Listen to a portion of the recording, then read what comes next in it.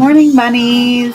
I'm going to try to make it so that y'all can see a little bit better, but I do have a camera coming in, so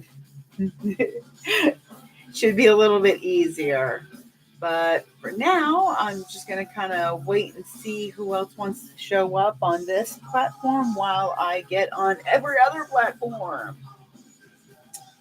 Oh, that is so cute. Stop it. Sorry, I get like, that's not what I wanted to do. No, come on. There we go. So y'all get the little bit of behind the scenes first. Oh, I still got to do that stuff too.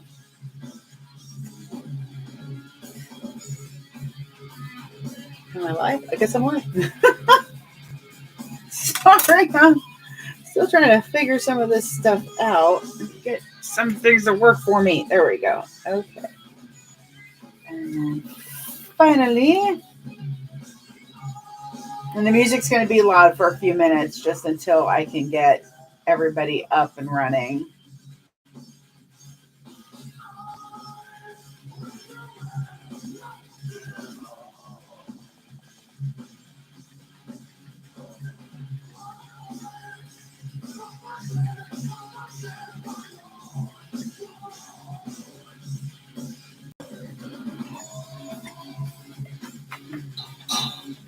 Whee. Give me just a second, y'all. I'm getting you set up. I hate having to type. Yeah, I think that's good. Maybe. Might have to move the camera stand a little bit. Definitely need to move this over. Well, this is absolutely nasty. Did you hear that the plane was grounded for like 3 days during the flight, like while it was in the freaking air, someone spotted a rat. Oh my God. I honestly Yo, it's a rat. You'll be fine. Because if there's one, there's probably more. I mean, that is it. Hi, good morning, everyone. I'm getting everything set up. My energy may be a little low. I'm so sleepy today. Nothing bad, just late night and early mornings. They are not friends. All right, let me get stuff set up. Oh, interesting. Just felt a knot in my thread. Oh. Okay. I don't know if I like this angle for y'all. I guess y'all can see better this way. I just have to crouch down sometimes. To crouch down like a little animal. I don't know. I'm gonna be extra loopy this morning, just so y'all know. It's gonna be fun. So for those of y'all that use the big spools, they like to unwind. So I just use slap bracelets to keep my thread from unraveling too much. Because it's not like a tight hold, but as you can see, it's not unraveling now. Yay! Okay. You know what? You're gonna go over here because to put up the thread means I have to get a bunch of stuff. So we're going to be hopefully sewing up a backpack. It's a mini backpack. It's one of my favorite backpack patterns. I absolutely adore it. It is so versatile, and it scales really nicely. Like when the Mavs came out, I did buy the pattern, or did I buy the pattern? I'm not 100% sure. Yo, I've bought too many patterns lately. Not that I don't want to make them all. I want to make them all. But I was like, I didn't quite like the size of it as much. I wanted it just a smidge bigger. And I love the Mav, but I love the Fortuna so much because I can scale it up, I can scale it down, and it works really well any way you do it. So I scaled that one down to like, I had to scale it down like 6 to 65%.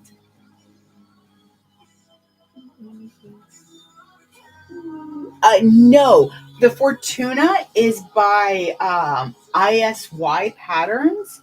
She has a lot of cute patterns, and like I said, I absolutely adore it. The shape is so cute. The pieces are nice. I made myself a convention bag. So when I go to the convention, I like to bring, my whole life with me. so, so I used to have like 3 or 4 bags, and then I made just one backpack, and at full scale, apparently, this bag is huge at full scale. I might have scaled it up a little bit. I really cannot honestly remember at this point. My memory is garbage.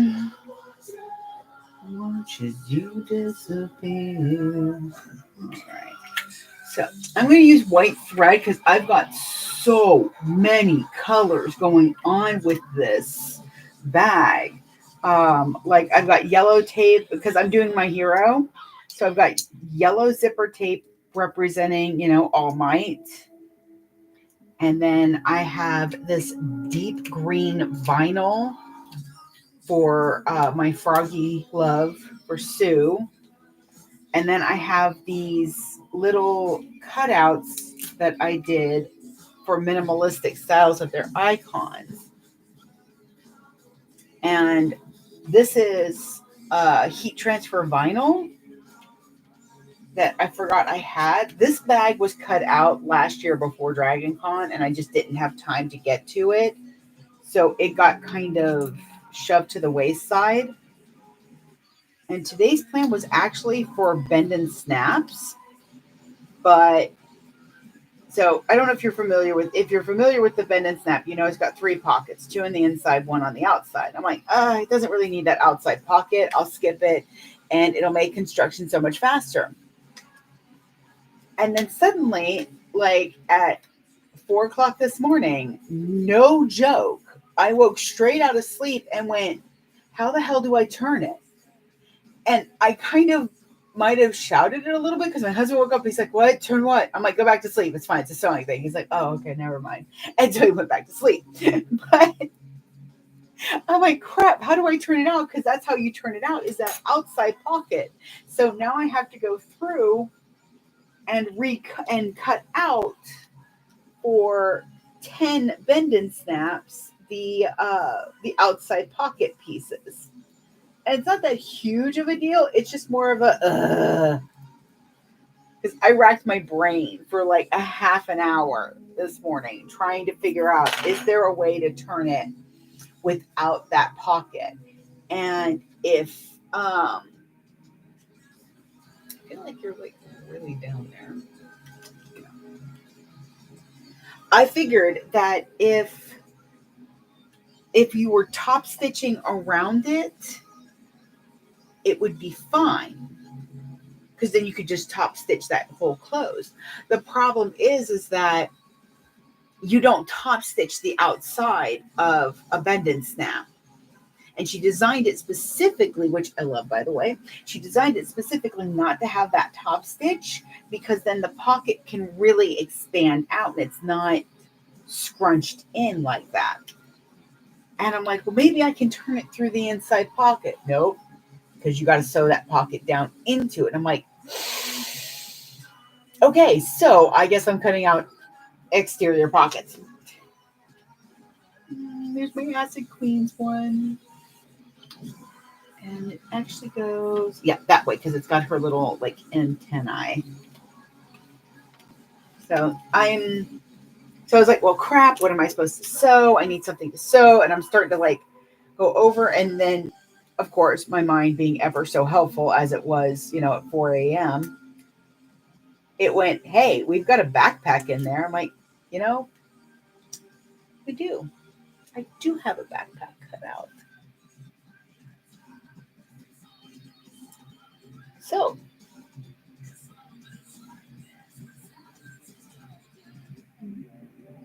Good morning, Cynthia, by the way. Always lovely to see you. I hope your morning is treating you well. It's hump day, middle of the week. For small businesses, that doesn't mean anything. We're like, I don't know what you're talking about.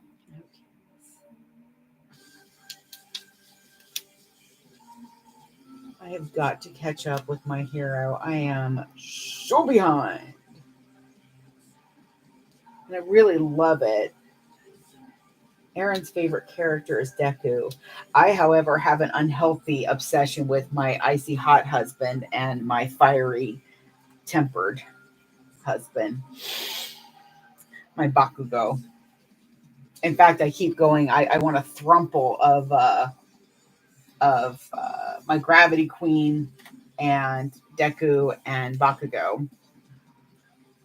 I'm really, really bad at names, like super, super, super bad at names.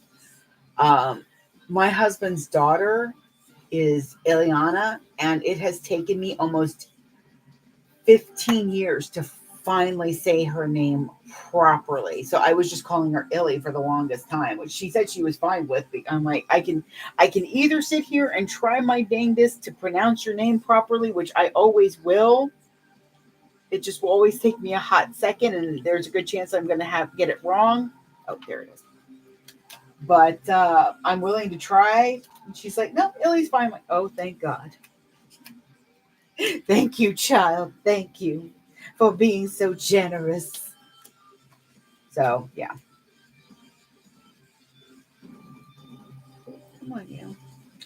So right now I'm just weeding out the pieces, and then I'm going to press them. Before I do that, I have to re-thread them. Or no, I did thread the machine.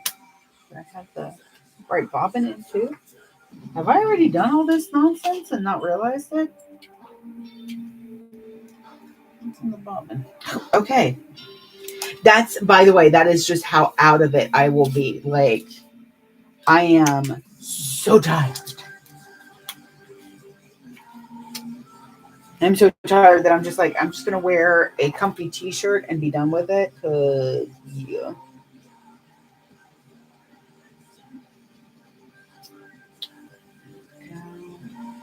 So what weeding is I'm just going through and I'm just taking the pieces off that I don't want. Ta-da! And it looks like a Pikachu tail that way. But it's actually this way. Maybe that's what it is. Is today the 29th? No, today's the 28th. Okay, so tomorrow's going to be fun. Leap days always knock me off kilter just as badly as the I almost said equinox. That doesn't help me either. But time change. It takes me like a month and a half to stop feeling like I'm an hour ahead or an hour behind. Make sure. There's certain ones I want to make sure in here are on there. Great boy. Oh yeah, I definitely want her. I don't remember who that one is. So yeah, tomorrow is technically a whole extra day, and it's still just odd. I really just need somebody to do away with daylight saving time. I think they're working on it, but you know how that goes. When is daylight saving time this year? Because yeah, I need it to happen soon. Like, I really, really love winter. It's definitely my go-to season. I'm definitely a winter baby. However, because I'm born in February, I also kind of crave spring sometimes. Okay, I guess you're just gonna stay there. That's great. You can just stay there. One of them's not wanting to move because I'm keeping enough of the sticky part on so that I can push it down some.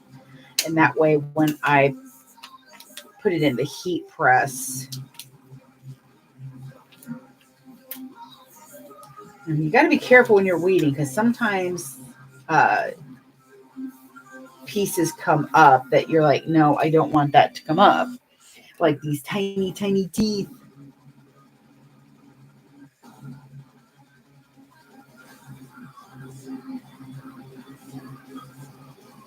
Oh, and Winnie, your package should be in the mail. I dropped the first chunk of packages off. My post office gets cranky.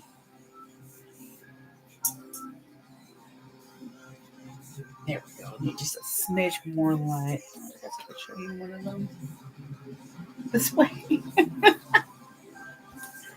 So I've got TikTok here, I've got Instagram here, and I've got YouTube over here. And just trying to figure out all this technology and such. But yeah, the post office, it doesn't like when I bring like 20 or so packages. So if I do them in little sets, it makes them happy. And then they don't lose my packages on purpose. Not that I think they would, but yeah. Okay, so now I got to figure out this one. And some of them you really want to figure out before you peel it to make sure that you're not peeling the wrong thing. So, like with Great Brush, I'm wanting to make sure that I keep all the circle part. They have just totally soared. Yes. And made their music videos now like freaking movies, but they put out this exclusive merch line like they always do. So if you're looking for something new, they have all these really, really cool tools for like weeding and stuff like that. Like, if you decide to get a Cricut or some sort of SVG cutter, I definitely recommend a light board because you can put I'm lucky enough that I've got good lighting and it's a light colored vinyl, but on dark vinyls, it tends to be a little tough to see. Oh, what's this one? That one. Okay, so that's gonna be weird. Okay. But they have like light boards. They have these really cool wrist things you can wear so that you can put the leavings, the scraps into it so they're not all over the place. Apparently, I just crave that kind of chaos sometimes.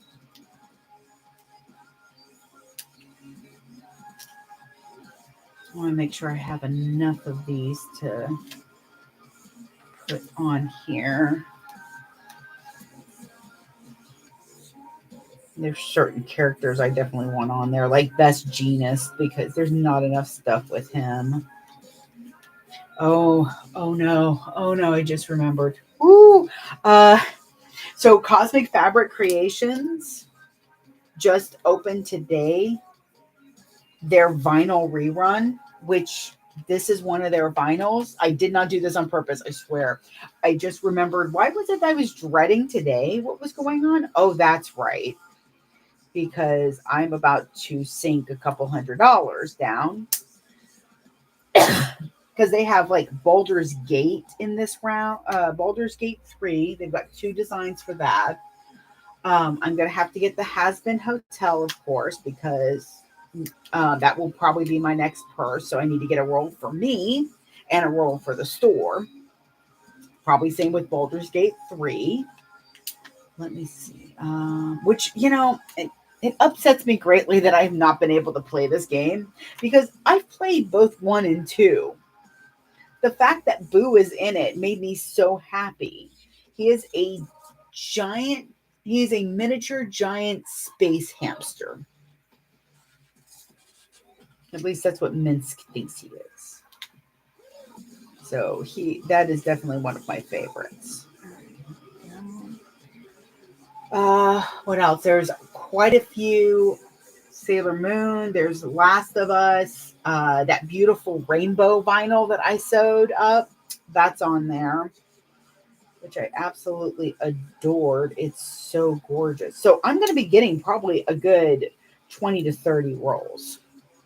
And I'm already my my business bank account's already like, why are you doing this to us? I'm like, because I want all the pretty things. I like the pretty things. Okay, this is where it gets tedious. So there's like these buttons. You see those little two tiny pinpoints? There's 4 on each of these circles. And the problem is that the little scraps don't want to stay. Like, I can't put them on the table because they easily move, and I can't do them more than once because then I'm leaving the scraps everywhere. So right now I'm just kind of picking one off and putting it on just kind of wiping it off on my hand. Come on, one more song. Okay, so is it? How did I have this oriented? I'm having to look at my picture to make sure that I'm orienting. Orienting? Oh, it's this way. Okay, guessing. Boop.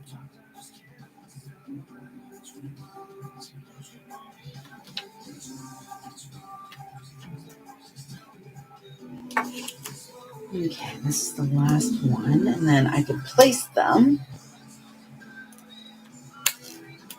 This is some of the tedious work that I try not to do at the sewing machine. And if I hadn't fallen back asleep for 5 minutes, and I say 5 minutes, I'm lying. It was like 20. I literally fell back asleep into my waffles. Charlie was sweet and woke me up. I mean, he woke me up by trying to get me to move my face off of my waffles so that he could eat them. But, there's always that fun. But he was a good kitty and woke me up. All right, let's see. What do I have here? Because I have to think about my tag as well. Let me put my tag placer on here, and that will let me know when I'm moving around. And I can still use all of these because there is also the back. Or should I put them on the back?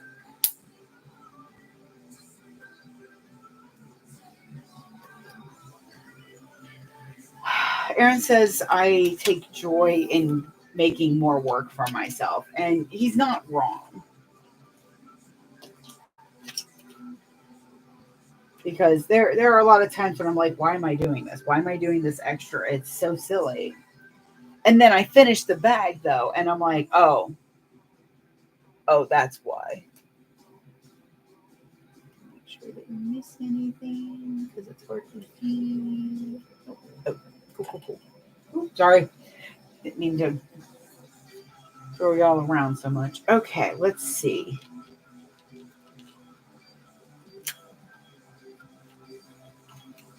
Oh, and I got my nail repaired. This I had her just do the whole thing because so it's kind of like the golden egg, and it reminds me of those Whopper candies that they have at Easter.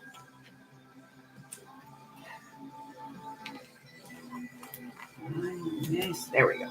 Okay, so first I'm going to mark my centers. This is definitely, I can tell when I have a bag that I've cut way before I started, new healthy habits. And definitely one of the healthy habits that I have acquired is marking my centers at the table so that I'm not having to do that here.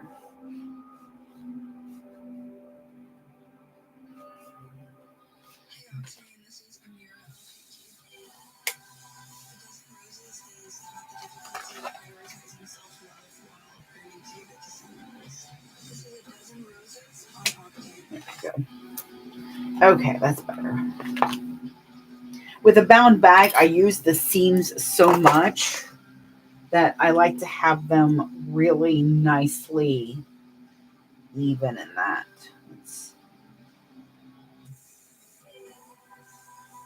Usually, like if you rough cut something, it's not too big of a deal. But with a bound bag, you want it to be kind of as close as possible. Um,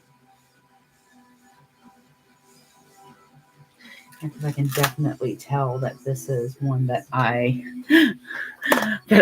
cut last year because the corners are corners and not that soft corner that I do. Excuse me, that I do now. Just me hiccuping. Um, Now I need to fix them because I can tell they're uneven. It's another reason I went with the rounded corner. It's a lot easier to get a nice consistent tag that way. So pretty much all I did was fold it in half and trim it down again. Okay, let's see. YouTube, you're going to have to move in a moment. Once I get that placed. Oh, okay. There you are. That's the nice thing about the heat transfer vinyl is that it's got kind of a stickiness to one side of it. So you can place it and then move it if you need to before you heat set it.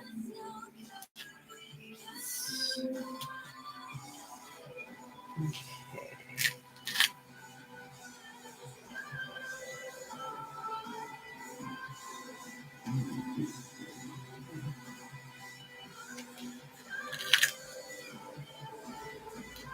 There we go. Make sure if this is not centered and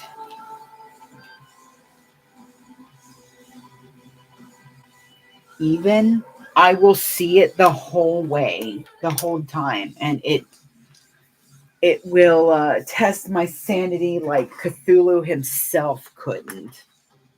Hang on a second, I gotta. Okay, there you go. Now you're plugged in. Good morning, everybody. Happy Hump Day. I am sewing a mini backpack.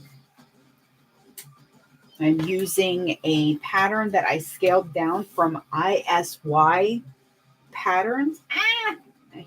I'm also using some heat transfer vinyl with some character icons from My Hero. Now, oh no, no, no, no, don't take to the table, I'll never get you up. There we go. That's where it goes. Okay. So mainly what I'm doing right now is I'm trying to make sure that I place them where they're not going to be caught in the seam. I'm also trying to decide, do I want these all like willy-nilly? Do I want them kind of rowed? Do I want them scattered? I mean, scattered is probably going to be the thing. It's just how much chaos can my mind take this morning?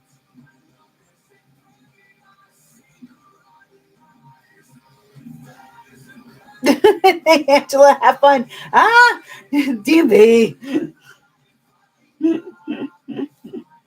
I had the chance, wonderfully, to go visit my friend Angela, and I was able to give her her present.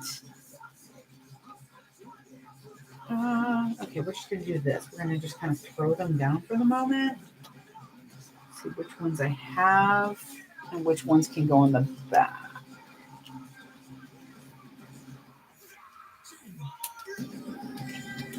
I'm getting that weird feeling of too much chaos. Too much chaos! It's mainly because I'm, say, hungry, but I just had breakfast.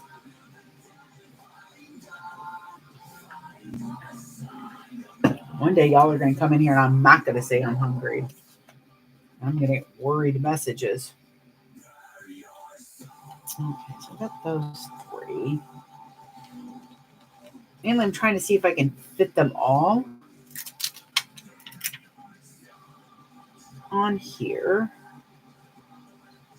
I do a slightly smaller seam allowance, so that's going to help a lot with being able to fit more of the symbols on here. Oh God, yep, it's happening. I'm trying to do them even, so I'm going to kind of offset them some. I think that'll work nicely. Okay, sadly, this shirt, though soft and comfortable, the collar feels like it's riding up my neck, which tends to bother me. So remember when you're placing these that like I have a piece of clear that's bigger and I want to put the acid queen a little bit into that. So you want to make sure that when you're placing them that you're not putting the HTV vinyl over the plastic that the other vinyl is holding.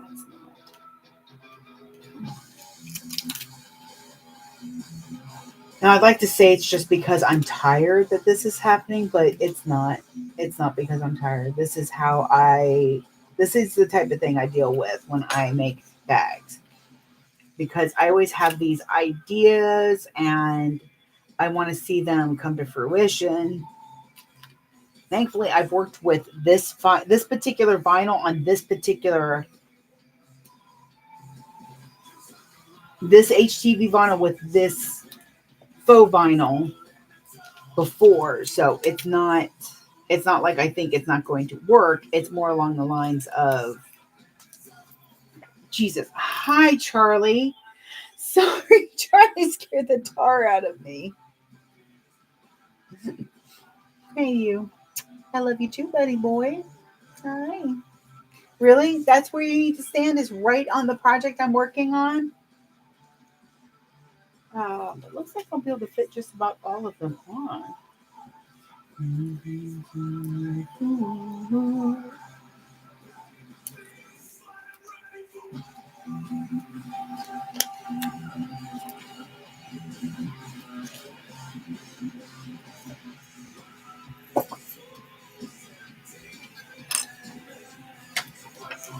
Actually, sorry, I'm just trying to think because I technically have one more over here.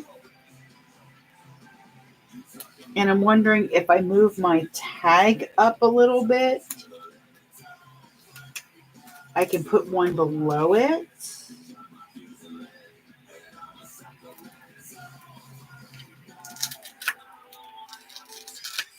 Okay. And I'm going to have to take this off anyways for right now because when I press this, I don't want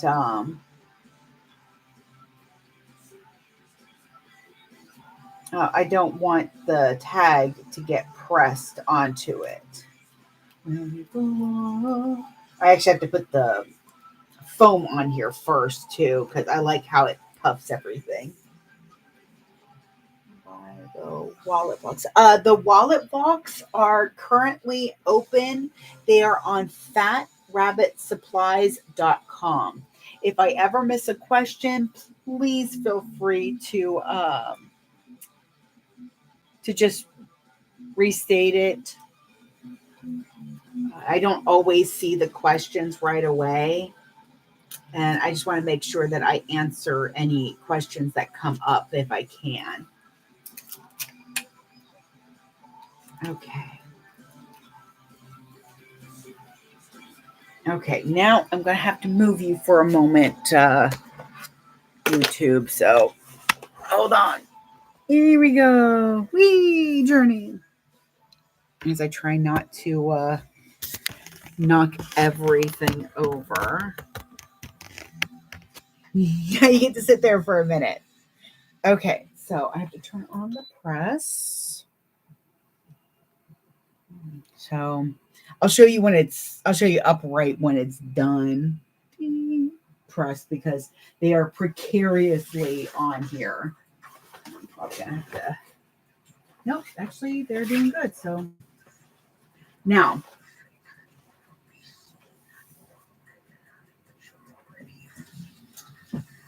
One of the challenges with putting HTV vinyl on vinyl is that you have to press it with the vinyl facing up.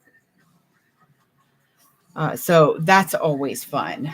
I guess I'm going to have to sew with you right there too. So hang on. Let's see if I can scooch you. Ooh, that cup sweats. I might have to go get my cover for it.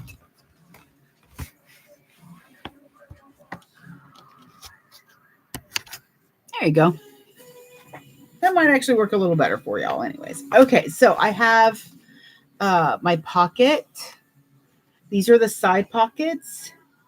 So because it's bound, remember, I'm a big fan of not putting a lot of bulk in my binding. Just like with the classic zip around wallet, you want to make it's a game of how much bulk can the seams take. So what I do is I'm going to fold over. What do I do? Like what? 3/8? Yeah. So this is not in the pattern. I guess I'll use this pen.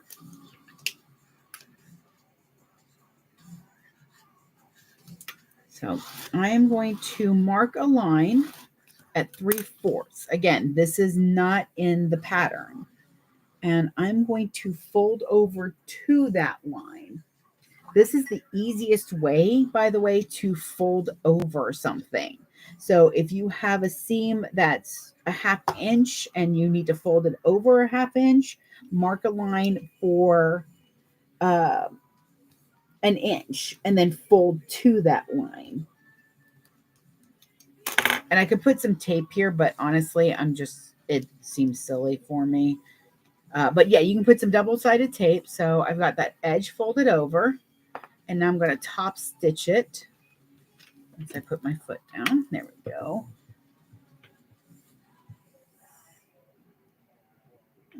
Let's see.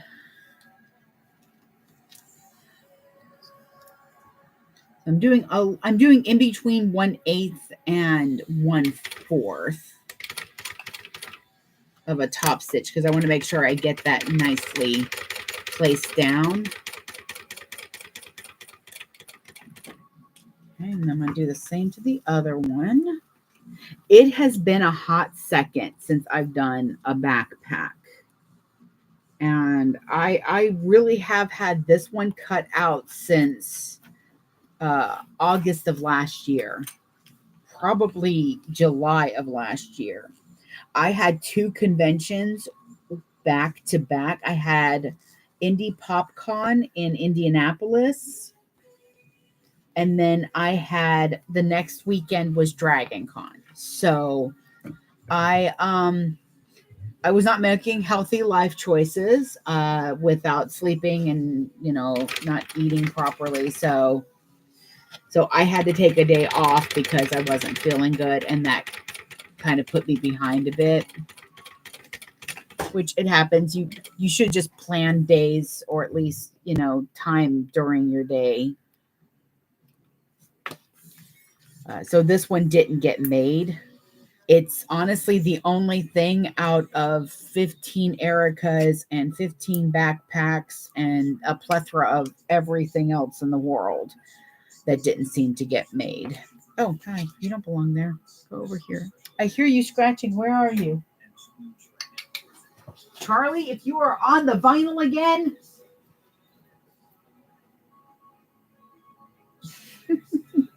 Pokes his head in the door like, I didn't do it. Okay, so I have this now. So you have a couple of options. You can either fold it over again and have a short pocket. Okay, here we go. We're gonna do 2 presses on that backpack because it's now done. That's why my light is flickering. You can either do it again so that you don't have that rough edge here, which honestly, this is not as bad. Or you can do what I'm going to do, and that is I'm going to use some HTV, some more vinyl, heat transfer vinyl, and I'm actually going to put it like right below the line. so that it covers that up. The first time I used the vinyl as a lining, I did that. I put it on and then I stitched, and I realized that I don't like this texture bothers me. So I just folded it over and sewed it again. But then I realized if I put the vinyl on afterwards, yes, it's a weird middle ground step. It means that it's going to cover all of that. And that's also why I top stitched low, so that my top stitching on the back isn't going to show up now. It's not a big deal if it does. It's just kind of, I was like, well, if I'm going to do it, I might as well do it. All right, let me take a look at this. And while I'm letting that cool, let me tell you right now, this vinyl can take a lot. Now, whenever you do heat transfer vinyl on vinyl, you're going to want to make sure that I'm getting my vinyl flattened a little bit, but you're going to want to make sure it's actually set on it. Mainly right now, I'm trying to figure out if I want to go get my heat safe tape. Really need to put some of it in here. We're just going to do one at a time then. I'd rather do one at a time and it go exactly where I want it than fight with two of them. So, because the first time I did this, I made a Pennywise purse that had all these little tiny red balloons on the vinyl. I have to drag a file. Okay, with that, it's dragging a file over for proof of purchase that you have purchased the pattern. That is an agreement that I made with Sue to sell these, is that I would verify that the pattern was actually purchased. If you're having troubles dragging the file over, you can just email me a copy of the receipt. If I don't get the receipt or a proof of purchase within 3 days, then I'll just refund the order. Yeah, that's pretty much what everybody does, is just kind of take a picture and pop it over. Make sure you put in the notes, if you've got a business name you want, we can personalize it. Vinyls are from all over the place. This My Hero vinyl is from Cosmic Fabric Creations, which they just opened a round with over 50 designs, and I've already wondered how I'm going to mortgage or how I'm going to set up my Cats OnlyFans site to afford this round. I think it's got like Shop Pay or something. I'll have to check. Ooh, snakies. Come on, come on. All right. So be wary if you do like me and you like to cut things bigger so you can trim them back down, that you want to make sure that that's not going to stick. What I can do now, though, is I can trim all of this off and then press it again.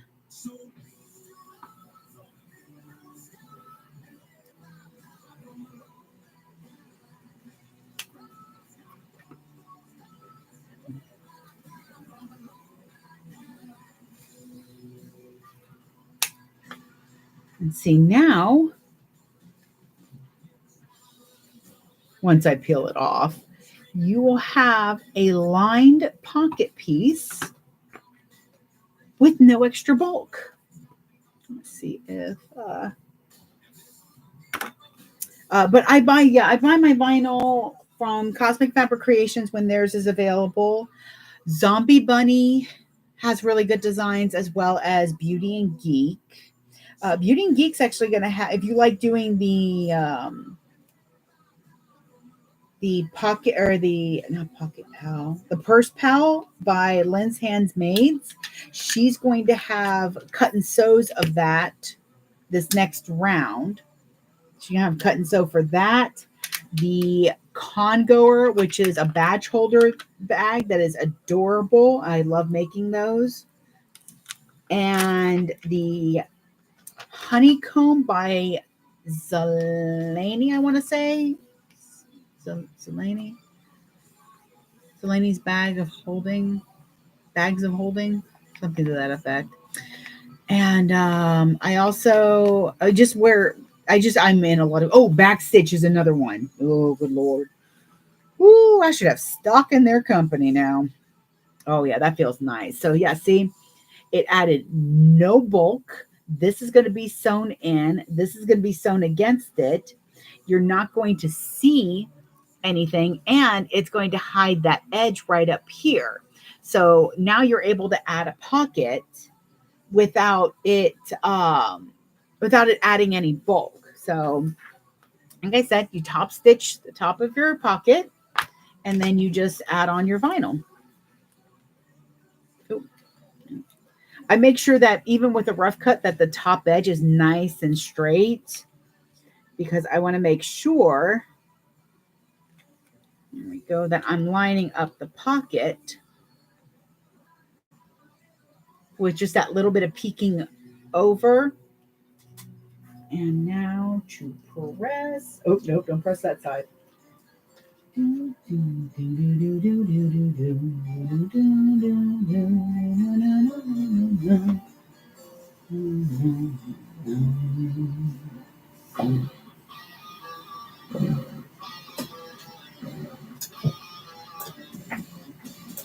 we go. Okay. Also, make sure you know with your HTV vinyl if it's a hot peel or a cold peel. It does make a difference because hot peel means that it needs to be peeled right away. I'm just using that one as a. Oh, oh my glove. Madre de Dios. Sorry, there's a little piece here. My husband says I have princess in the pea feet, and it's mainly because one day I was kind of hobbling a little. He's like, "What's wrong?" I'm like, "There's this huge stone in my shoe. It's got to be like the biggest stone in the world." And he's like, "Well, let me see." So he takes off my shoe, and not even a rock falls out. It wasn't even a rock. It was like a tiny itty bitty piece of the vinyl had stuck to my shoe and then stuck to my sock and then gotten in my shoe.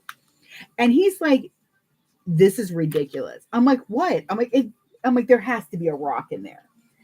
And he went through the whole shoe. He's like, "Baby, there's no rock in here. You just have princess in the pea feet, and that's okay. I love you." And I'm like, "Oh."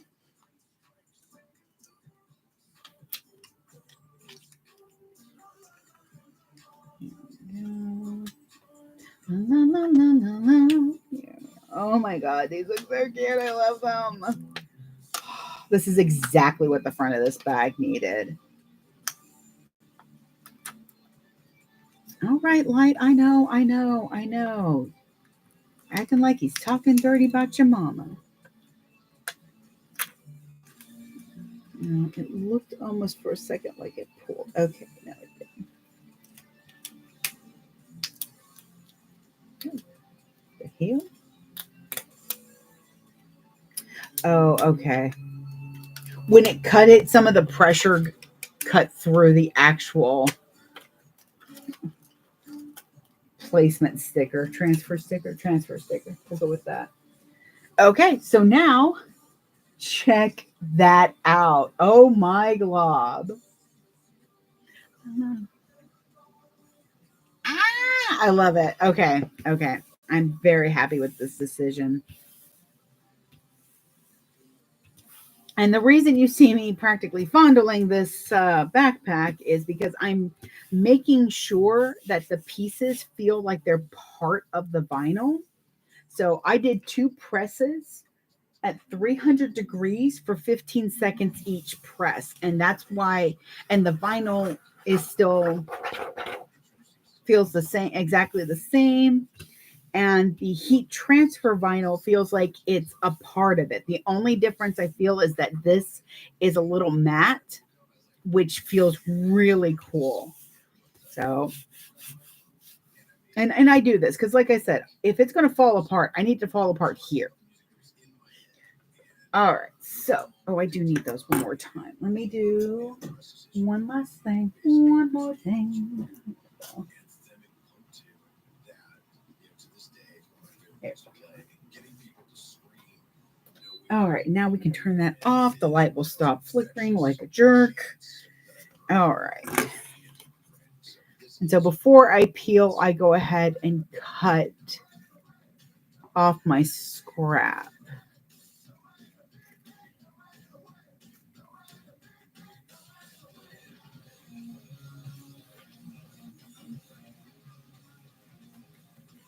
Oh, come on here.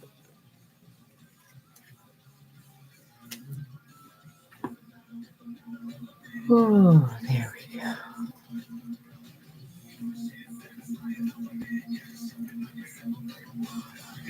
All right. So there's that part. Okay. Most heat transfer vinyl is actually, I can't even say that anymore. When I first started working with heat transfer vinyl way back, like 10 years ago, it was all pretty much just peel whenever. And so at one point I got this vinyl and I went to peel it when it was cold and it wouldn't move. So I contacted the company. I was like, wow, your vinyl's not being kind to me. And it was like, oh, well, did you they're like, did you peel it when it was hot? I'm like, no, why would I do that? They're like, because it's in the directions. I was like, got me there. It's one of the few times I didn't read instructions. So, and when you've been doing something for a while, you're like, nah, I know, I don't need the instructions. Don't do that. Don't be a tool to Tim the tool man. Do not do that. Read the instructions. Always a good idea to read instructions. Okay, so now that I've got that done, I've got that done, we got this done. Huzzah! We've got it all done. So, YouTube, you're getting moved again. Hurry. And I have to move you just right. It's like a slow-mo, like John Woo movie going on over here. Okay. All right. What light? This light?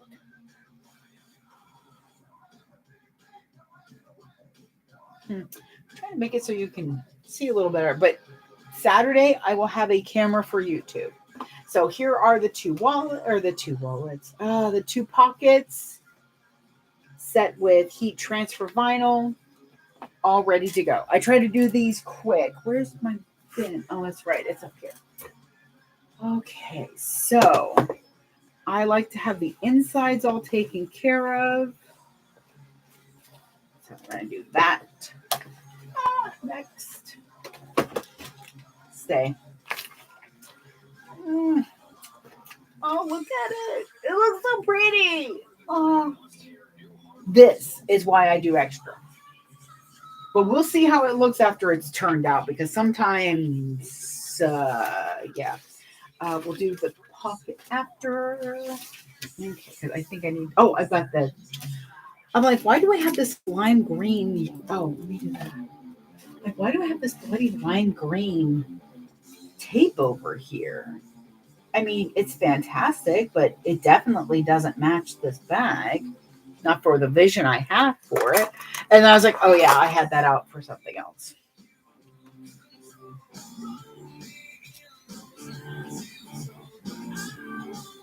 Y'all let me know if the music's ever too loud. I have to have something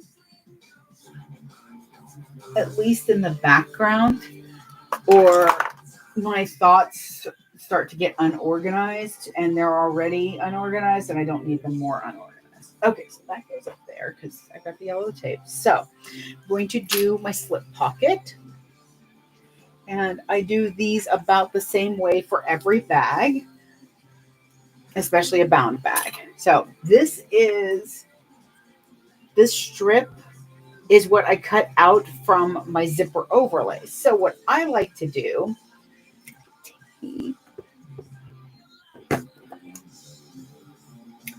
that'll be fine. We'll take So I like to use that because it hurts me, like most crafters, to throw anything away. The crafters it doesn't hurt to throw that it doesn't hurt them to throw stuff away is because they are already in a better healthy relationship with their scrap pile than the rest of us are. So I take a little hook, little swivel hook, and I'm going to adhere these two pieces together with some tape. And then I'm just going to sew up the middle, straight up the middle.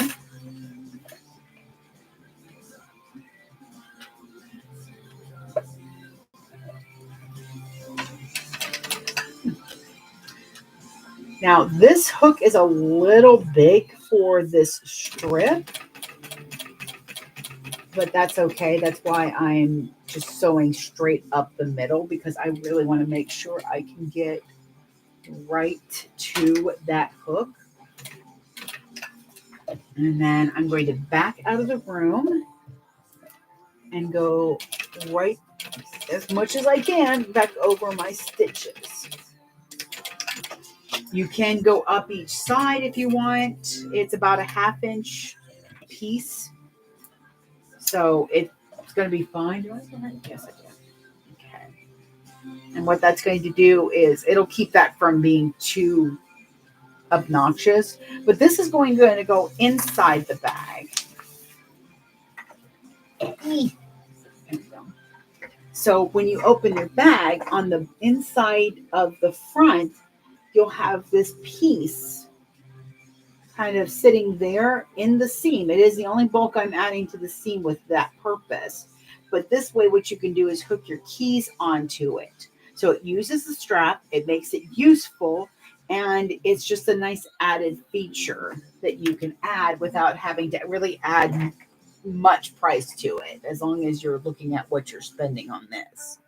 I do a swivel hook and not a D-ring because not everybody has a hook on their keys.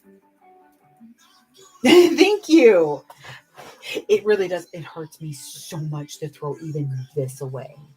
I've gotten a little better, but if I can utilize stuff, I like to utilize it. And I actually was cutting it in half and putting it like only this tall. But the one I made for my husband, he was like, it was a little hard to get to the keys. I was like, oh, okay, great.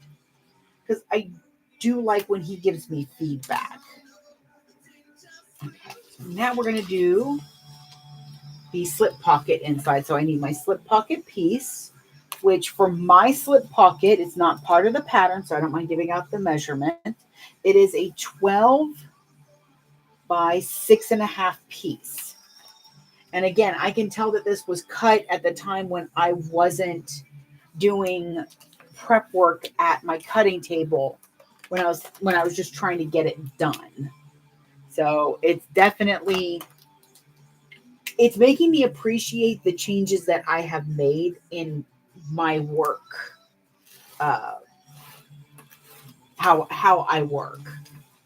So what I'm going to do is go down the sides of the slip pocket and mark a 1/2 inch line.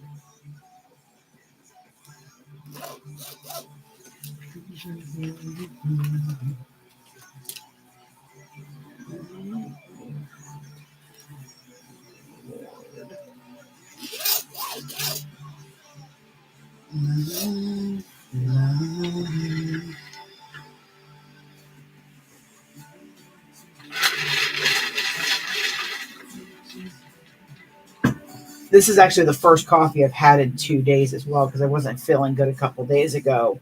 And sometimes it's coffee, it's all the acid in the coffee. So I wanted to make sure that that's not what it was. And it was just okay, no, it was the 1/2 box of Girl Scout cookies I ate. I understand that my body said, no, you shouldn't try to consume all that sugar. And I said, no, have another cookie. These are the things that I do to myself sometimes. And yeah. And it's not like I can just take more insulin. I can. However, that's not the best way to take care of your diabetes. The best way to take care of your diabetes is to know that sometimes you can have a cookie, but having a half a sleeve of trefoils is not one cookie. It's 10, if you want to know. It's 10 cookies. I ate 10 cookies, and I shouldn't have, but they were so good. This is why we only have a certain amount of Girl Scout cookies in the house at one point. So I've got my slip pocket with some double-sided tape. And I've got, where'd you go? I have a little piece that I use to cover the edge of the top of the slip pocket. Give me more than one. That would be fantastic. But if it's too early for you to do any of that, that's fine. Because that might work. I am here after all to. Let's do that. Okay. I'm so sorry. That is the kind of nonsense that my husband has to deal with. Is me suddenly go, oh, okay, yeah, sure, we can do that. And he's like, now, he used to be a little like concerned about it, like, babe. But now it's more along the lines that he's just, he'll look at me and he goes, oh, staff meeting go well? I'm like, yeah, it did. When you're a business of one, technically, the staff meeting's just you. So my industrial does well with the tape from Wawak. And I kind of clean my needle every once in a while. I have this whiteboard and dry erase board liquid cleaner. Oh, good God. I'm so sorry. It blocked me out for a moment. I have a whiteboard and dry erase board liquid cleaner, and I pretty much use this for just about everything, but it works really well to clean the needle. So every few projects, I will clean my needle. Also, I need you to stop. If you can find, they do make non-stick needles, so that helps as well. So far, this is not a challenge. So far, Tiberius has been very good. I use wawak tape. I do try to keep a good chunk out of my seams. As you can see with the slip pocket, that's not really going to work. I'm going to be sewing through that. But I'm also going to try something a little bit differently. And then I need to also get my woven tags. So with the slip pocket, first I'm going to go ahead and fold in my side seams.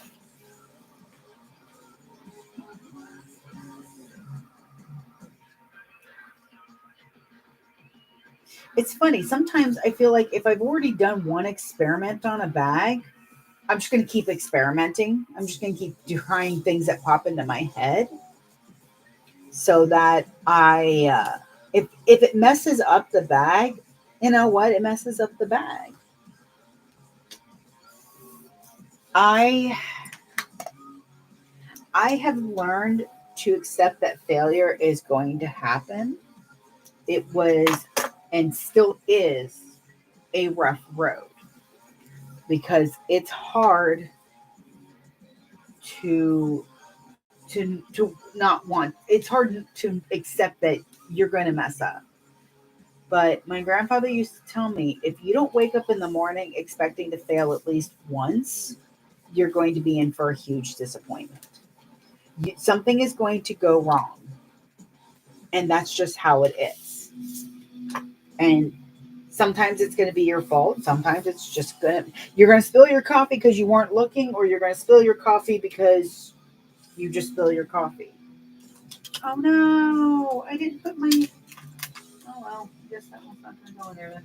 I missed one of the things, but it's fine. It's fine. So I have had to really think about that. And fear of failure, it's like they say, you miss 100% of the shots you don't take. That is true. But the other thing is too, you're going to fail if all you expect is failure. And it's going to happen every time. Really? You just want to be a pain in my butt today, huh? That's okay. I didn't fold it the way I wanted to. I talk to my materials all the time. It's a part of how I keep grounded, keep myself from getting too ahead of what I'm trying to do.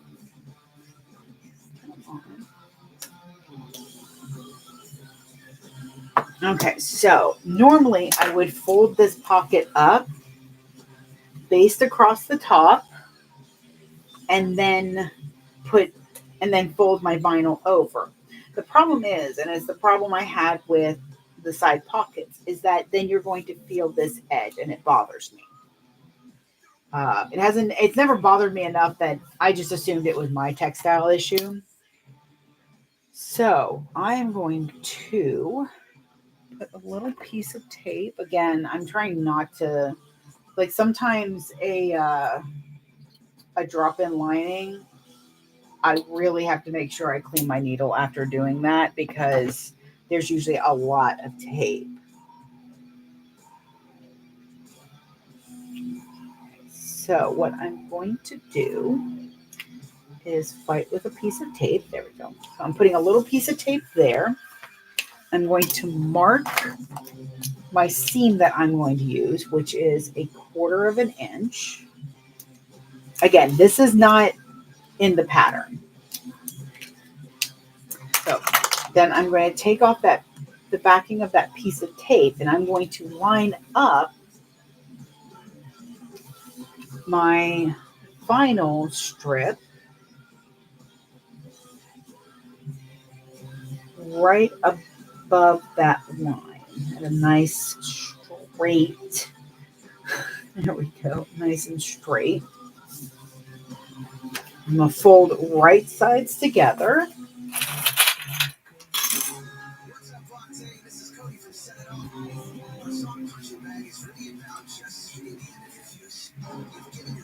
Okay.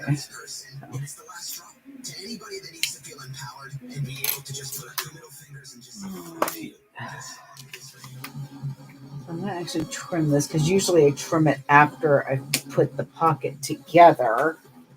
I'm just going to trim it right to that edge almost, just a little bit in. There is another way to do this. Actually, the way I figured out the way I'm doing it now is a combination of my thought process and the way Jen does the slip pocket on the Mr. Heckles. She did that, and I was like, "You brilliant lady! I love it." I've been wondering about how I was going to do something like that, and sorry, should have just done tape all the way across. That works. Okay, so now I'm going to sew at 1/4 of an inch. So it looks like I'm getting about 1/8 of an inch of the vinyl.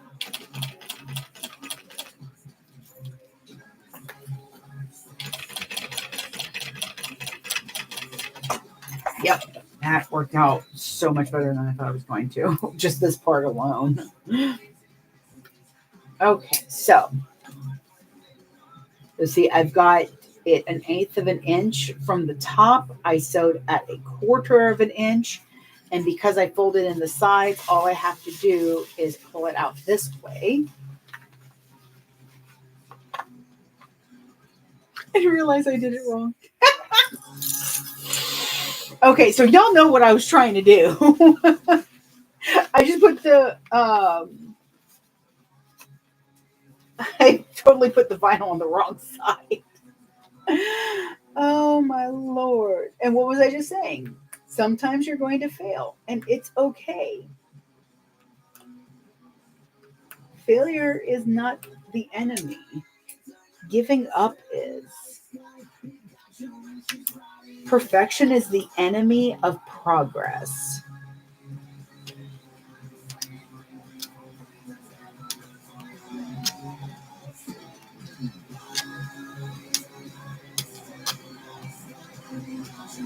So I'm going to undo my vinyl here, and we're gonna put this in where it's supposed to be. I don't tend to use a traditional seam ripper. I unfortunately have ripped through some stuff too much. I mean, even as a seamstress, when I was making costumes, I would not use a seam ripper. When you rip through $35 a yard brocade that you can't get again, you kind of get traumatized.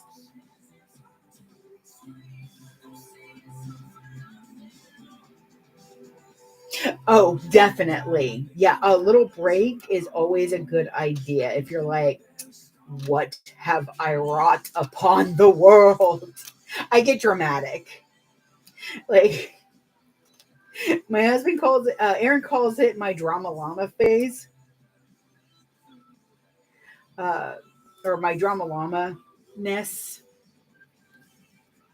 And it's pretty much just that. It's me being overtly dramatic, and it's a little bit of a coping mechanism for me as well, because if I'm being overtly ridiculously dramatic, then it can't be that bad. You know, literally, he has heard from this room, what have I wrought upon the world? For I am doomed to face this monstrous thing. He's like, you okay, baby? Fine. He knows if I start going like Shakespearean English that just, it's okay. She's just in a mood. Okay, now this should work.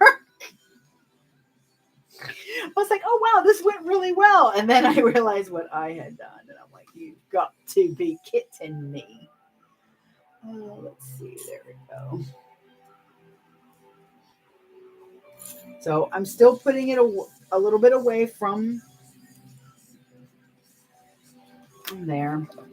I do know there's a chance that I'm going to be weakening the vinyl.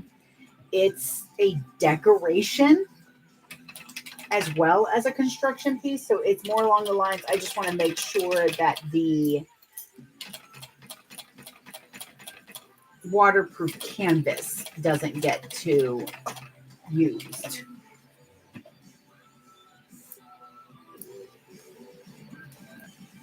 Because this is a heavier waterproof canvas, so it's got more of a plasticky nature on the back. Okay, here we go again. Now we're going to turn the bucket. So when you put the right sides together, that's where you want to put your vinyl. So I'm trying not to tell myself I'm dumb. I make mistakes, so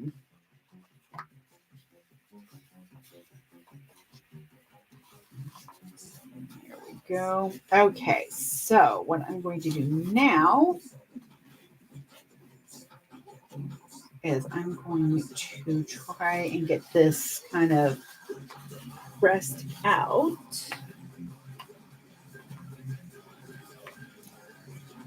If I don't have to fully burst out waterproof canvas, say less, because I'm there then.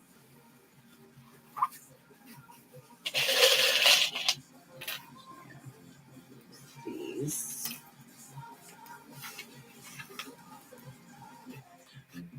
Okay.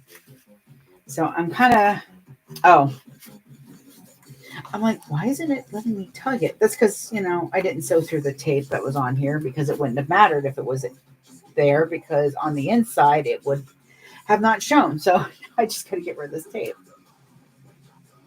Come on. There are also some bags that they're okay with being made, but they will fight me every step of the way. And I'm like, what do you want? Do you want a jet to another country that doesn't let criminals get taken away? Do you need something in the Cayman Islands? What do you want from me, bag? And it's such a pain in the butt. And then I get bags that are like, oh yes, please do this. They're very obedient bags. Okay, so I'm pressing out my seams, trying to decide if I want to top stitch this or not. It almost bothers me that it's not, but okay, so yeah, here we go. So there's the slip pocket. So we've got a nice clean edge. I actually think I do out the top stitching. Shocking, I know. So I'm going to turn all of my clips, though, the way that I want the vinyl to show. Then I'm going to pick out a label, because I love putting a label. Where are you at? Okay. Anytime I do a massive cutting sessions, it gets a little crazy over there. All right, Sewn in Chaos, because I'm thinking that might just be the perfect one for this bag. Yep, calling it Sewn in Chaos. There we go. I need to re-up my subscription again. So I do enjoy having them, but I also want to get some made for me.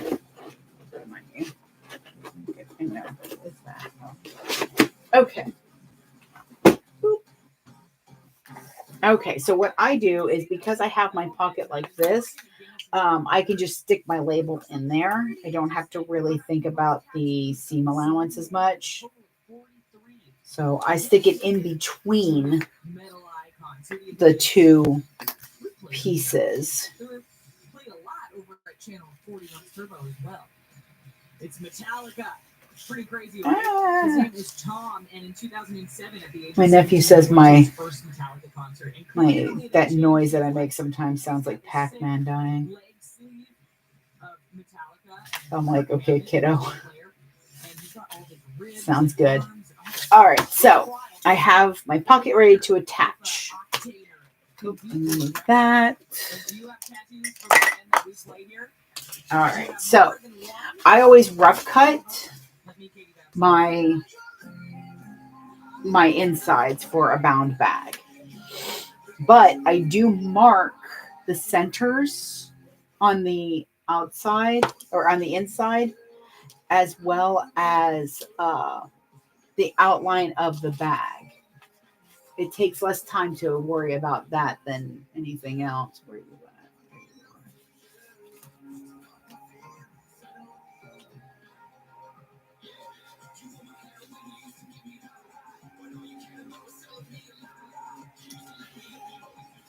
I'm just going to kind of crease that and then clip the corner or the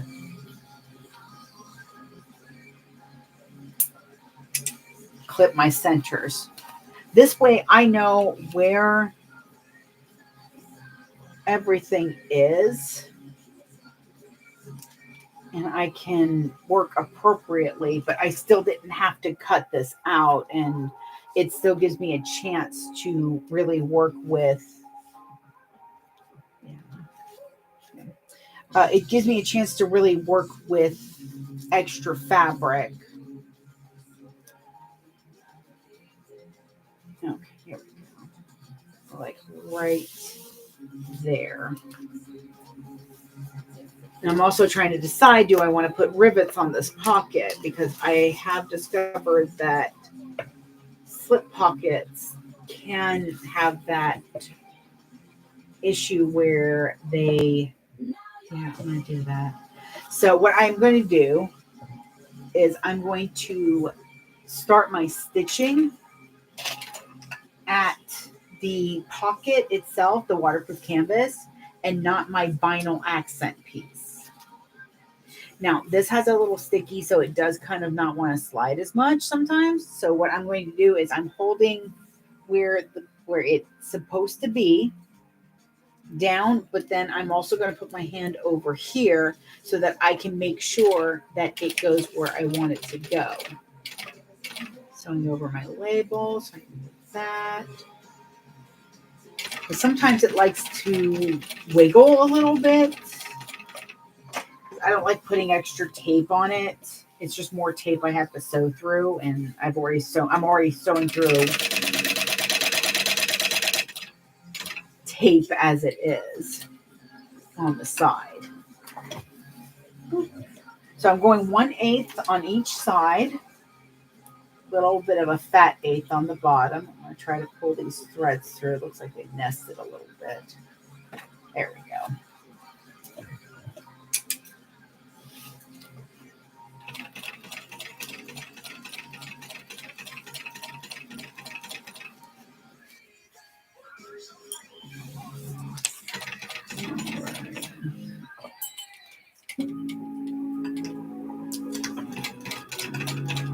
Okay, so then I do a couple back stitches, and I also do pull the threads to the back, and then I don't cut them.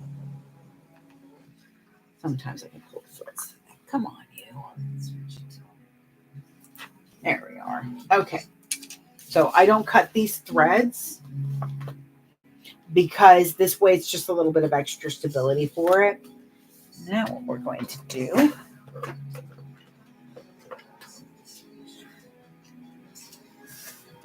is I'm going to trim this thread because it's bothering me. Okay. So now I'm going to punch a hole. Oh, and this is also a great way to see, how it sits on the bag. Because I've marked the back, I can see with the stitch lines where the pocket is. And that is exactly where I want it. So that's fantastic. So we're going to punch a hole between the vinyl piece at the top.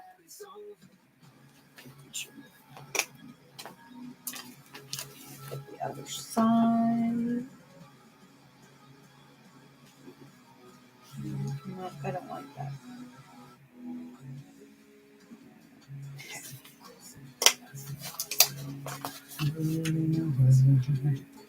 There we go. Okay, so I've punched a hole right here and right here. So I'm going to put a rivet there, and that'll give that extra stability. So this way, when it's being pulled open over and over, oh, that is much better. Okay, so I really like this new method. So that's going in the book. And I will put those on later. Okay. Can't believe I got that. Next is the zipper, which I don't need this. Oh, my baby. Oh, my Lord, my legs. Okay. Ooh, sorry, I had to do a good stretch. That really is another thing, too. If you find that you have back problems and your legs are hurting, you're going to want to set a timer for yourself about every 45 minutes to take a 5-minute walk around the house or something, go to the bathroom, refill your drink. Un momento.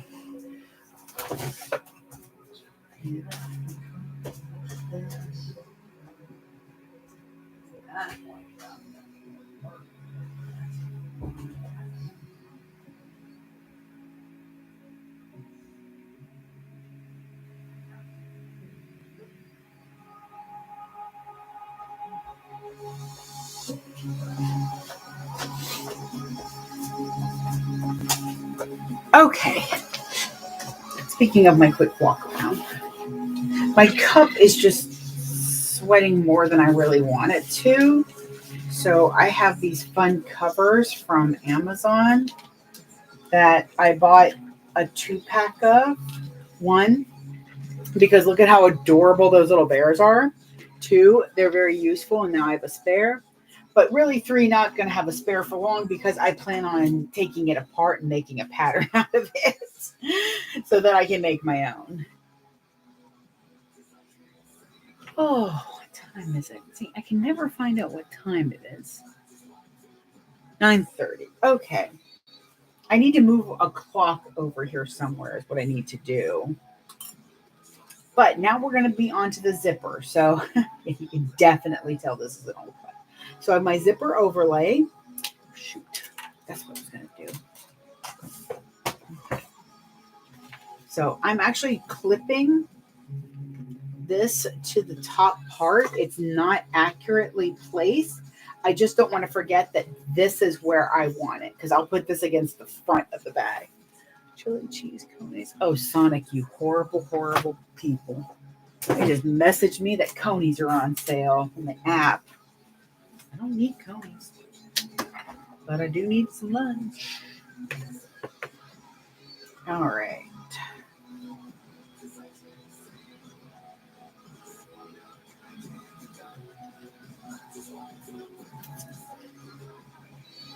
Okay, I am putting on some tape.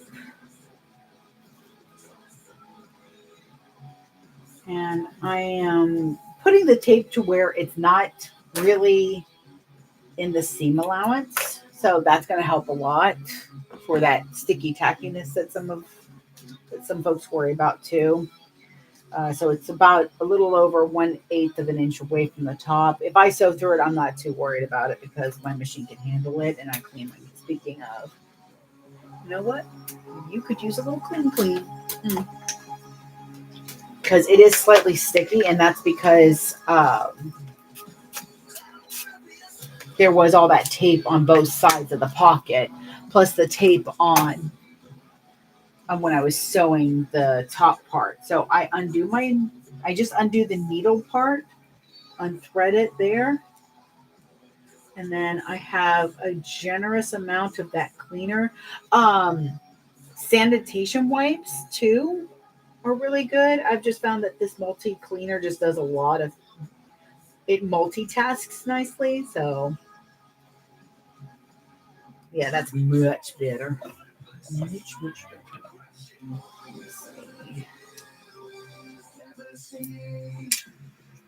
Alrighty.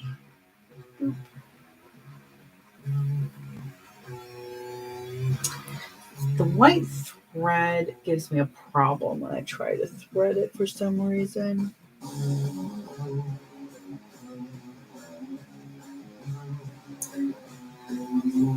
And wow.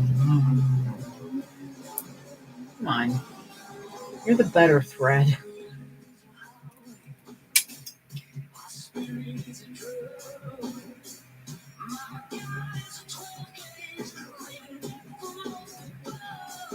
I feel like the music might be too loud. There we go.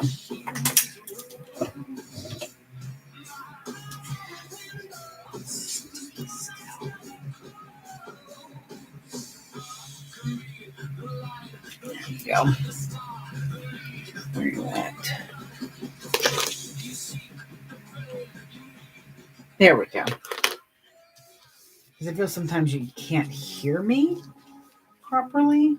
Did I cut these bigger? Why did I cut these so small, or did I cut this too big? I cut this too big. Shoot. Okay, so that is way too big.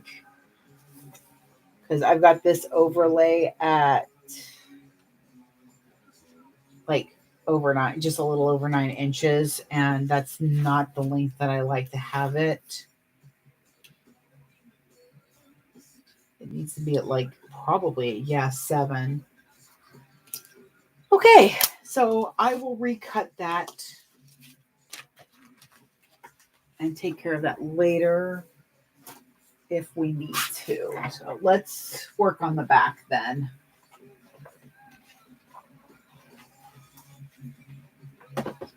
Stay. Okay, so for the back, I have 2 triangles. Those will be folded over so that the webbing goes at an angle. So I'll need webbing then for that. This is my overlay that I can go ahead and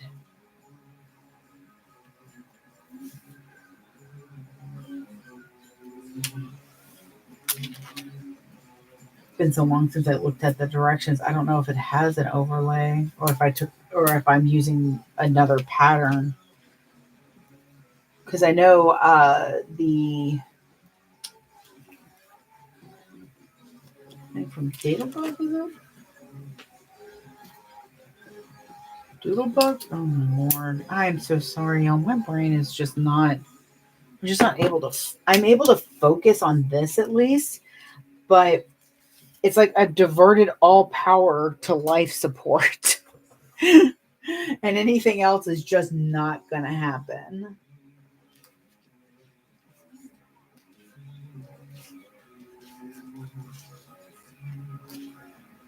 There's a very popular mini backpack pattern that I don't do anymore because I don't like the drop-in lining, and I don't really care for the barthing method either. With a backpack, I really like a bound bag. I really like it to be bound, and I want it to be bound because then it really has a chance to not have a baggie inside. You have a little bit more control on that.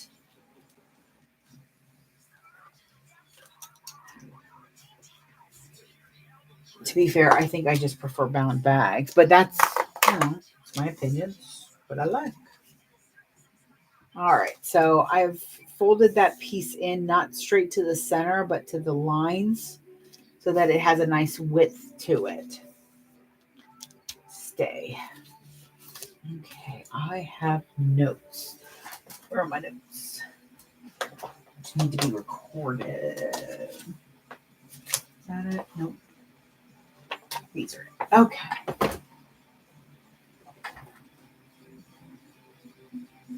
Oh, yeah. I think on that. So I have all these little like Post-its running around because Bedazzle usually gives me a set of Post-it notes or notepads whenever I put in an order. Okay.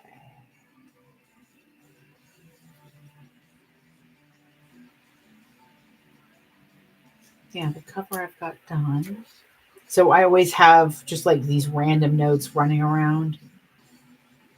Like this has no measurements. This is about the pockets, no lining, plus HTV, fold over top, then press. So I don't necessarily need that one anymore, but I do need that one. Okay, so that's how long I need the zipper. So for the back, I need zipper tabs, the top and bottom piece, and my zipper pockets. Stay. That goes. And then I have my centers marked on both top and bottom. Thank you, past Liz, for at least doing that. I'm sometimes snarky to my past self or to my future self. I'm just snarky to myself sometimes. All right. So I'm putting 1/8 inch double-sided tape on the top of the bottom piece and the bottom of, so pretty much where the zipper is going to go.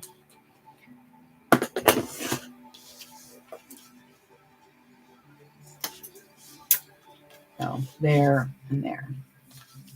That's taken care of. Now, I don't necessarily need all of this zipper. Oh, I'm not going to necessarily need all of this. In fact, I might be able to get away with just half of it. Yeah, that might work better anyways. Okay, so let's see.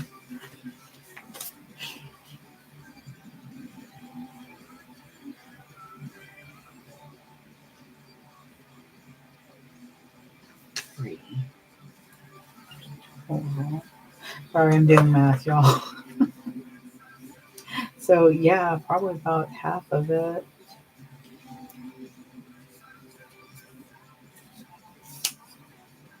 So the way I do zipper math, like with zipper tabs and hi, earring, how are you?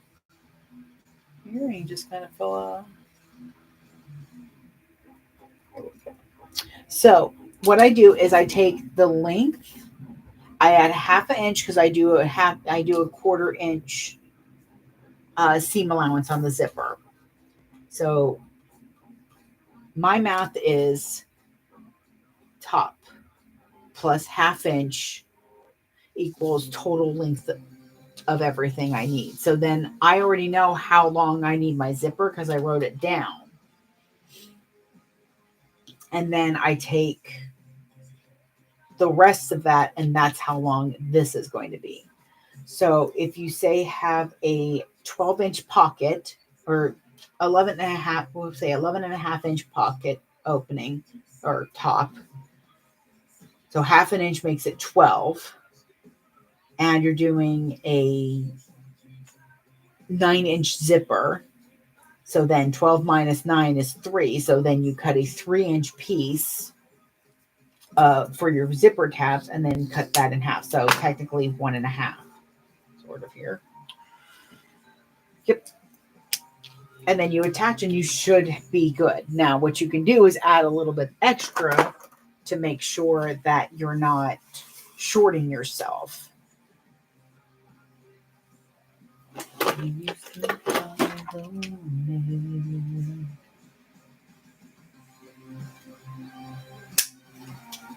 Should have done that a little longer, actually. Oh, well. I cut it now. Here, hold that. All right, so I've cut the length of zipper I need. And I got to put on a zipper pull.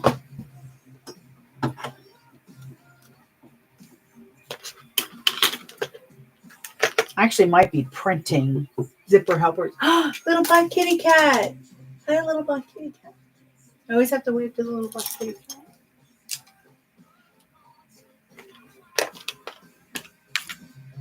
Okay, so I'm gonna need another zipper pull anyways.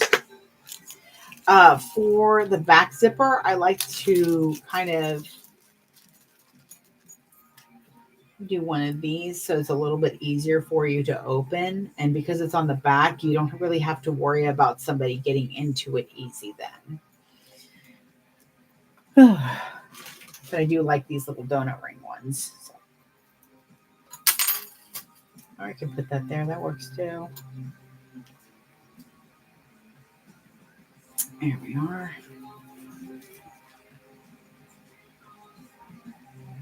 I know you usually see me like marking a zipper all over. With this small of a zipper, I don't really usually have a problem. So come on, you. There we go. Good. That's good. Okay.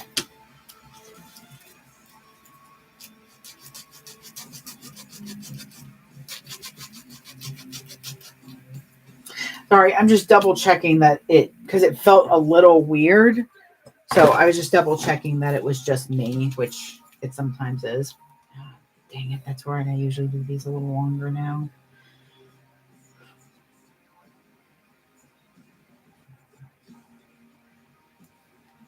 I had a new method of doing these.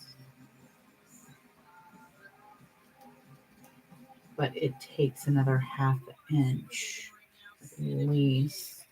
Yeah, that's not gonna work. Okay, we're just doing the regular way. That's fine. So I don't do it back because I'm doing a thick vinyl and it's going to be pretty much mostly in the seam and you're not going to see it. If you're worried about people seeing it, then you can always put like a scrap piece of HTV vinyl, or you can do it with fabric on the other side if you're wanting to keep it light. I usually just do the matching vinyl so that it kind of melds into it.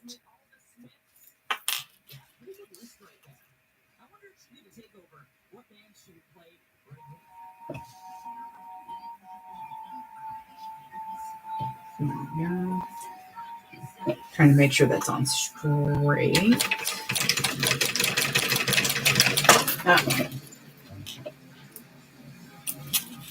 Usually I just chain stitch the whole thing. However, I just want to show the steps a little bit better. So all you do is then push it back and then top stitch.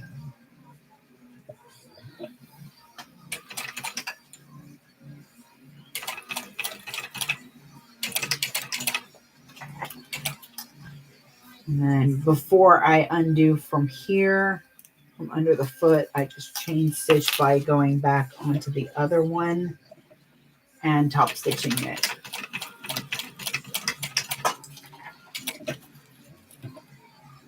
And then I'm going to trim them because they were wider than needed. But that's because these were literally scrap pieces that were just almost a perfect size to do this.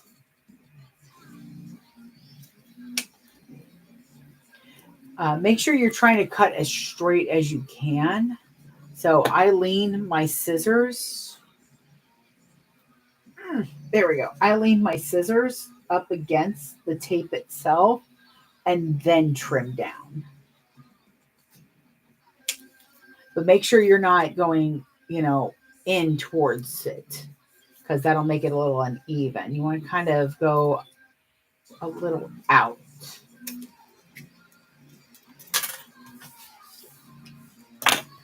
Or you can do better than me and cut them at the right width at least. Hi, Tiamat. How are you doing, little dragon? Now I'm going to mark my centers. Yes, meow. I hear you. I hear your little mews. I wish she would meow more because she has the cutest little meow. Hi. She just put her paw on my arm like, excuse me, this is my petting time. Why am I not getting pets? Not the pin I thought I grabbed.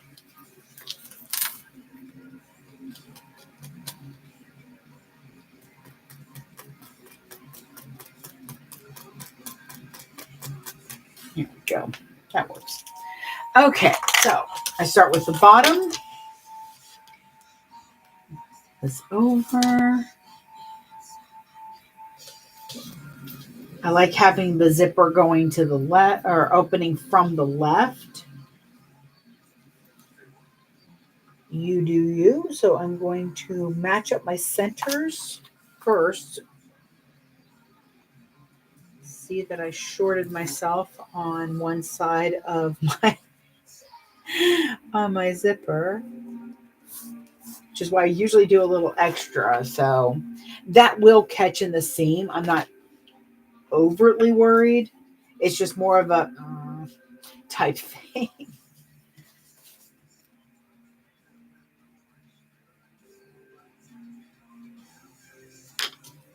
Yeah, like 1/8 of an inch. Okay. And that's because I cut it a little weird. I knew I should have cut a little extra just in case, but it'll be fine. It's fine. It's good. Okay. So take one of my lining pieces. I'm going to write a little fun. Yes, sweet girl. Hi. She's reaching up a paw. Mother.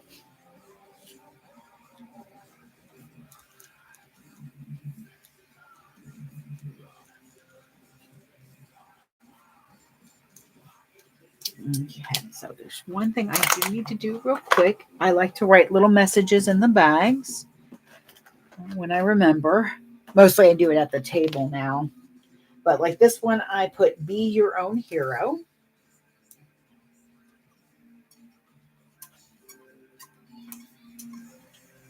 What are you doing? Okay. Sorry. When she gets near the trash can, I get a little nervous.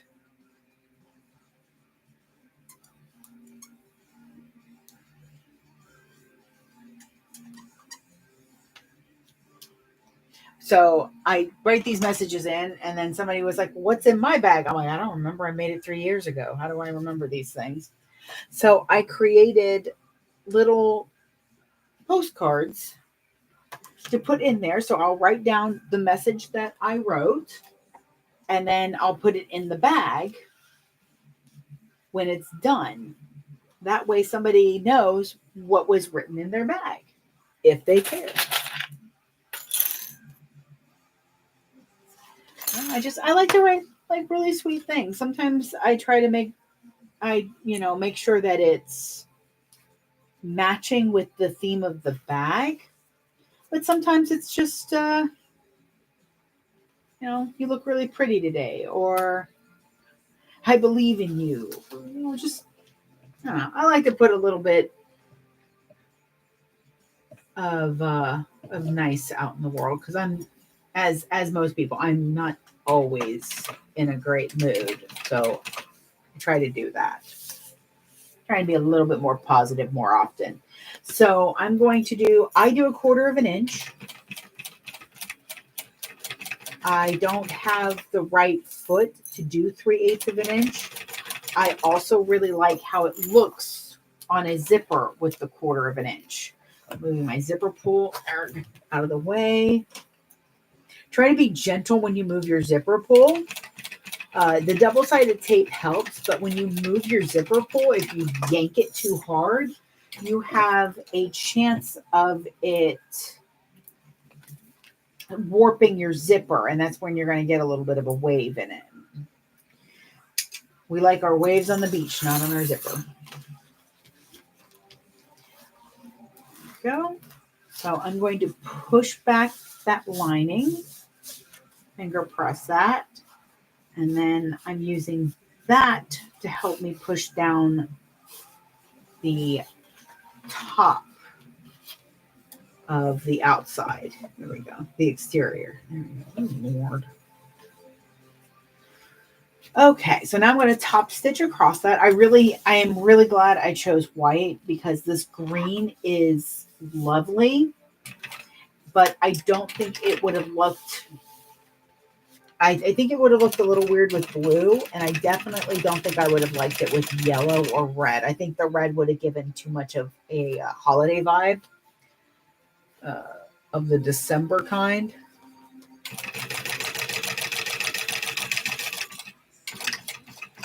Now, ask me if I would have been okay with black and orange, because of course I would have been, because I am a Halloween girly. I am Halloween 365, 366 this year. God, that extra day messes with me. All right. So there we go. So we've got the bottom done. Now we need to attach the top wherever it went. There it is. This is definitely a good reason why you want to mark your centers. Because they will get in the way. It's not going to line up the way you think it is.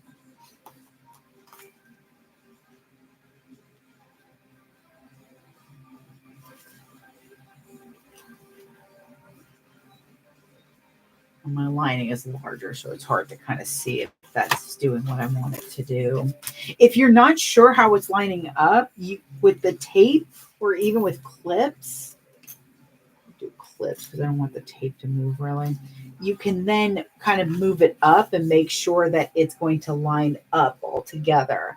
Yeah, see, like I have this little gap here because my zipper tab is short, but that gap is still going to be in the seam allowance. So I'm not overtly worried. Okay.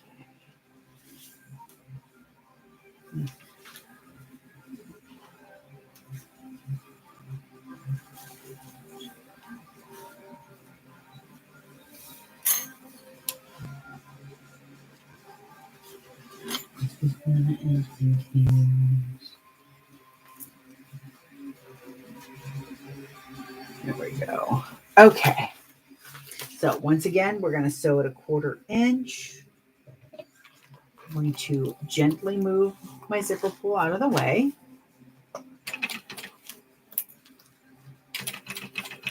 I like trying to sew as much of the zipper as possible closed because it seems that that helps a lot too. But I just noticed that when I was gentle with the zipper, that I didn't have as many issues either. So I either will sew without the zipper if I can get away with it, or I will just be gentle when I move it. Here we go. Oop.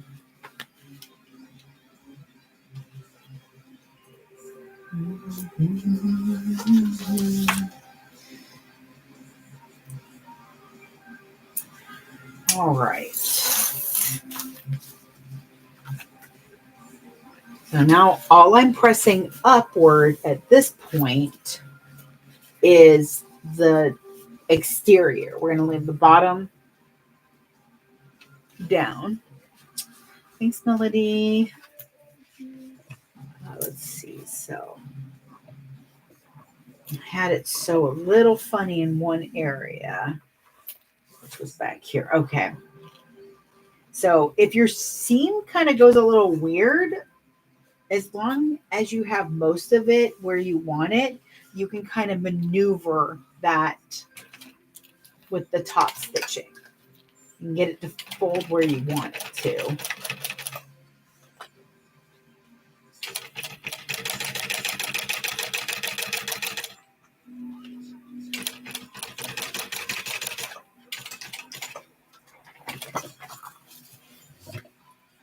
Yeah, this almost looks like Deku's color too. One of his color, the color combinations that they did for him. There we go. Such a lovely green. Oh, Snikes. Hang on. I gotta plug YouTube in. Where are you at? Oh. Oops. So then we've got the lovely pocket is just about done. All we have to do is sew the bottom.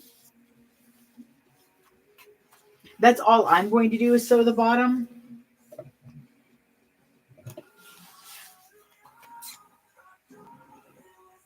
Actually, no, that's right. Okay, so this is not in the pattern, so I don't mind giving you instructions on how I do it. So I go from, I need to draw that on so I've got a reference because I cut them because I really don't want all of this in the seam allowance. Oh, shush, computer, you're fine. Just forgot to plug you back in. So I take the bottom, I roll it up gently so I'm not disturbing anything, any parts of the lining, and then I clip it. I go from, yep, that'll work. I go in about 3/4 and I measure a line.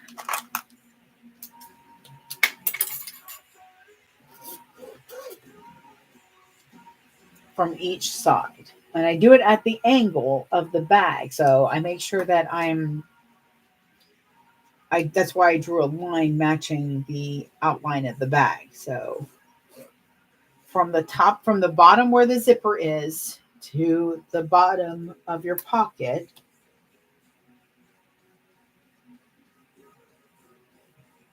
I'm drawing my seam allowance on the bottom only because I want to make sure that I actually catch both layers. Okay, so let me show you. So right here, I have a line that's 3/4 of an inch in from the top of the zipper to the bottom to about 1/4 inch from the bottom. And as you can see, I've got the Be Your Own Heroes sitting there.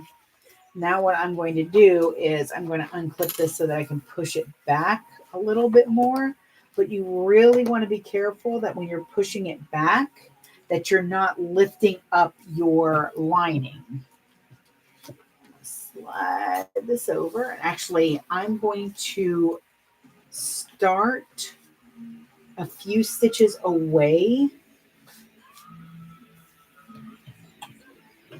And that's because I want to go as close to that zipper as possible without going into it. And then I'm going to back stitch a couple and then turn around.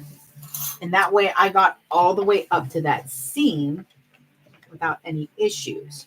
So I have my hand on the back over here. See it flapping? And I'm holding that in place and using my other hand to hold the lining in place. This is going to be fun because silver ink on this waterproof canvas I have loves to rub off. So I will have silvery hands in a few minutes. And then once again, I'm pushing down this seam so that I have the lining straight. And across the bottom to that line. And then when I pull it over here, again, I'm going to push down on that seam while making the lining taut, but not twisting it in any way. You want to make sure you do not sew into that zipper seam or everything's going to sit weird.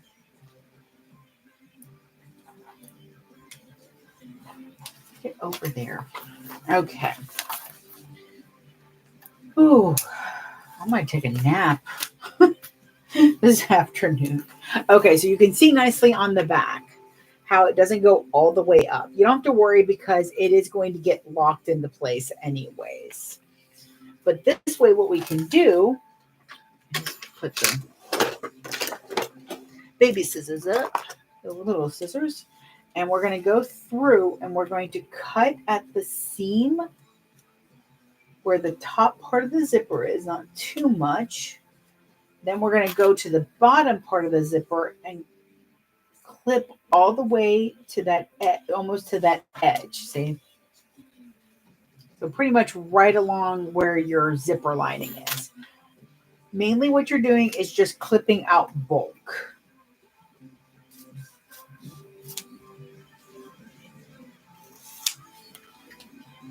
I do 3/4 of an inch line because it accommodates to my needs.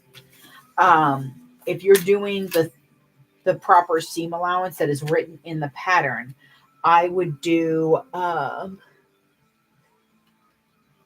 everybody's waving. Sorry, I didn't mean to like throw my face at you. Thank you, Sherry, for the gift. Boop. There we are. Yeah, I'm just doing I do a different seam allowance. Don't cut too far into that top part. Like I said, I'm just making sure that I don't have a lot of bulk because that does happen. So just trimming out that. This is a very similar method to how Shannon at Knotted Threads does a slip or does the zipper pocket. Hers just has different measurements, of course. I'm just trimming all of this little extra bits and ta-da! We have a lovely back zipper pocket.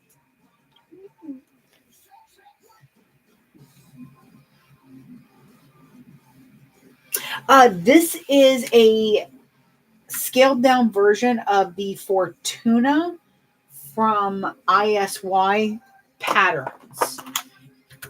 This is scaled down to 75%. It is a big bag. It is a beautiful bag. I love it so much. But I do them at 100%, 75, and 65%. The 65% mimics the size of the map, but a little bit bigger. So I get pretty much almost 5 patterns out of one doing this. It's so great. And then the front, sometimes I add a pocket, sometimes I don't. This time I didn't add a pocket. I just have the fun symbols.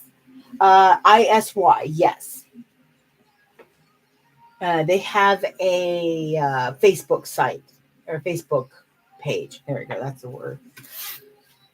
Sometimes I'm too old for my own needs. Here we go. So here we go. Nice little pocket on the back. I didn't trim down the bottom because it's not going to interfere.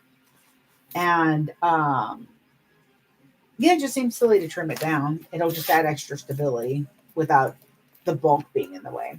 So I always put my, well, I will after I'm done. So next, I've got to put the strap cover, which I'm going to put right here. I know the placement of it because my bottom corners will actually line up and not leave a gap. That is perfection right there. Yes, right there. Okay. So let me get a piece of tape.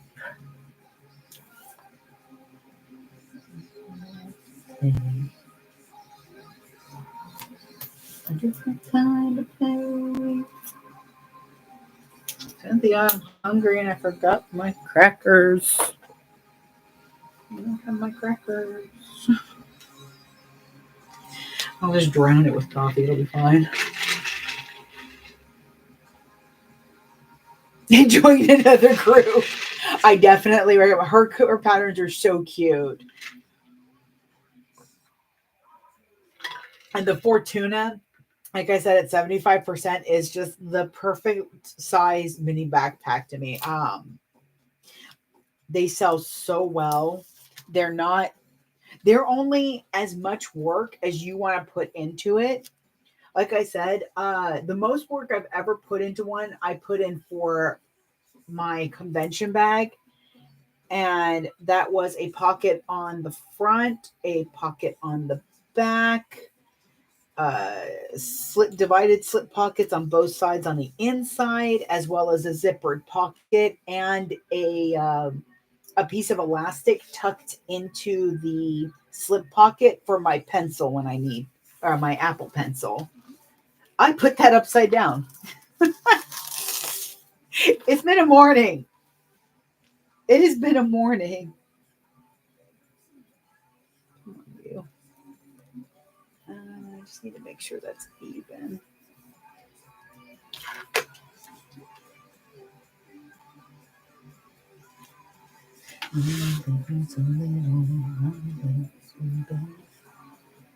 There we go. Okay. I gotta make sure it's straight or my left eye will start twitching uncontrollably. Okay, so yeah, there we go. Which I also need to tuck in stuff. It has been so long since I've made this bag that I'm like, wait, what do I do next? Because yeah, it's been at over 6 months since I made this bag. I made this style of bag. So strap handle is 10, or is that many inches? There's that. Okay. How long are my straps? Oh, there it is. Thank you, past Liz, for notes. All right. Sorry. I am really, really just so tired today. I'm going to have to take a nap at some point because I am just. I'm shut. My mind's like, can we just shut down now? No. My body's like, I'm totally for that. Trust your measurements.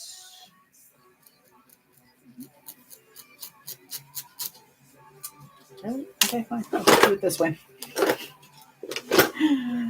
Okay, so I'm cutting webbing for strap handle.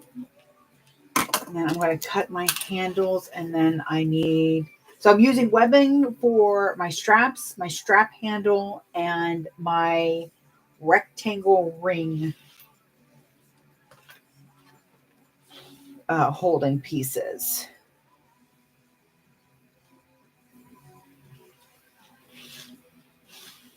So I cut my straps to 45. I don't quite remember what the measurements are for the pattern. It seems to have been a nice length. I haven't had anybody go, oh, I wish this was longer. So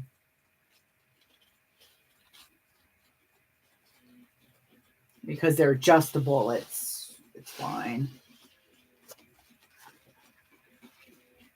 Honestly, I believe the way I do the straps is reminiscent of the Beetlebug. Beetlebug? Beetlebug. I swear I just keep saying the word and it just doesn't make more sense the more I say it.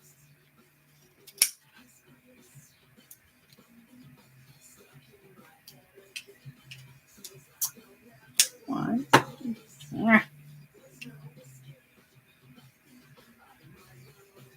The more tired I am too, the more I end up making like random noises instead of like going my brain that the part of my brain that stops me from, doing that is on a nap break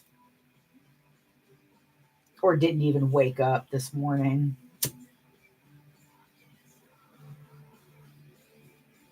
So I'm just making sure to melt my ends really good, especially with this webbing. I believe I got this. I think this webbing I got on Amazon and it works well.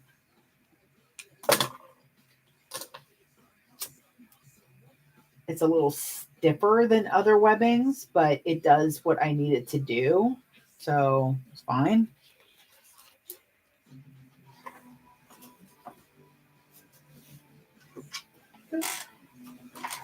Not to say I don't like it. It's just the webbing I've been getting from my manufacturer is so much softer. So I'm kind of used to that. And I'm used to the flexibility of that. This has a little bit more of a stiffness to it, see? Which is fine. It does what, like I said, it does what it's supposed to do. It's soft on the strap itself. It's just a little bit more heavy duty, I guess. Maybe that's the word. I don't know. Those are going over there. I already did those. I think what I don't like about it is that it can fray real easy, which is why I make sure that these are melted really well on the end. Once it's melted, it doesn't fray at all. Like it's donezo.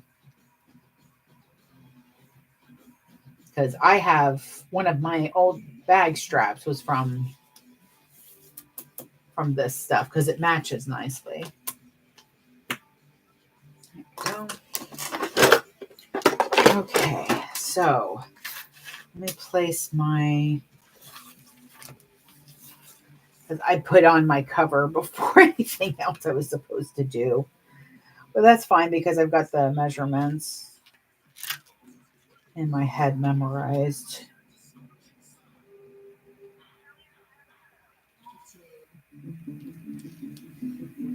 So mainly with the strap handle, I just put it perfectly side by side, straight down the middle. Oop. Now see. Now it feels a little long, but it's actually going to work out better that way. It needs to go down further. There we go.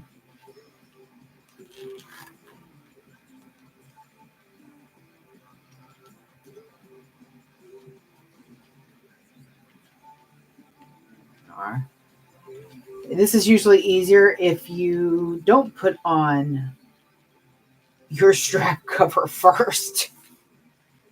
Make sure that that's set. Yeah, okay, that's better. I'm like, why does it look like it's so long? Okay. So then with the straps, and by the way, make sure that you're putting that you don't do like I did one time. And so the same strap to both sides, it did not work well. And it was definitely one of those times where I was like, I'm going to take a little break. I'm going to go get a cookie. and have a little TikTok time and just chill for a hot second. Okay, so here we go. So I put my handle straight in the middle, and then I put my webbing on either side.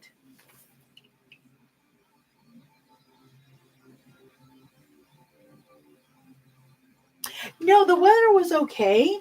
Like I actually slept. It's just that we drove it's about a 2.5 hour drive to a friend of mine's, and it was her birthday yesterday, and I haven't seen her in quite a while. So I was like, well, we gotta go visit her. Plus, I got to meet her new kitty cats, and cats and cake. Y'all know me, cats and cake. Say less. You can either say one or the other, and I will be there. So so we drove up and then we left a little bit later than we wanted to. So it was mainly just the night drive. Oh my god. Okay. So and people were challenging my patience on the road last night because I was either fighting semis who couldn't stay in their lane and looked like they were about to sideswipe me, like almost every one of them, or people were in the fast lane barely doing the speed limit. And I was on highways, so 75 to 85 to 185. So I should be able to just use the cruise control. Nope.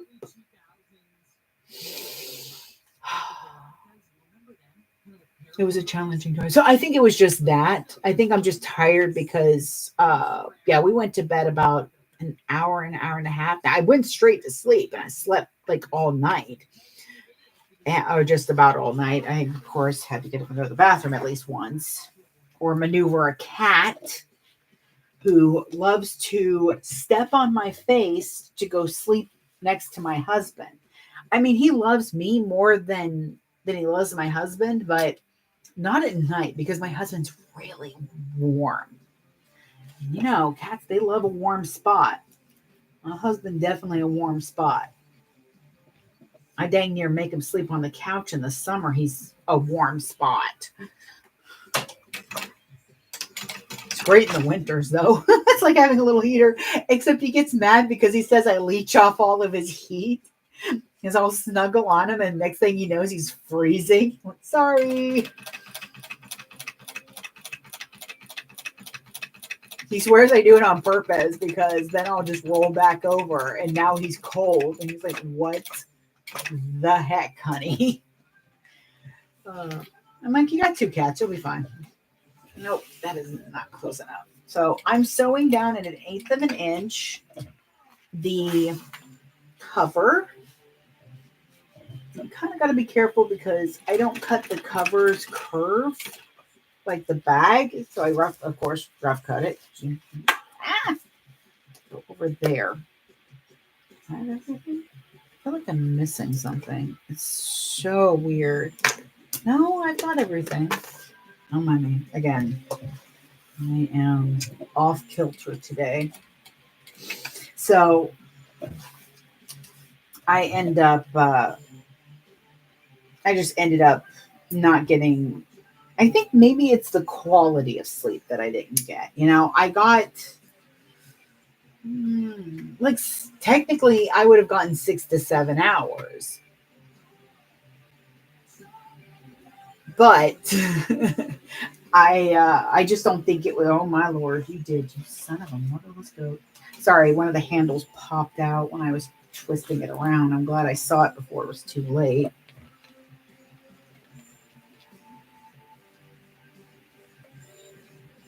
Am I supposed to do them this way? No, this way.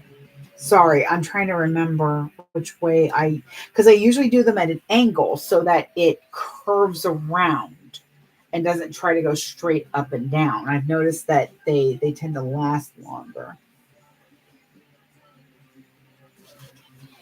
Yes, okay. So I am angling them so they're straight like this. I'm angling them in towards each other and going out. So I'm making a triangle with the point up here and the other 2 points, the bottom base, underneath the cover.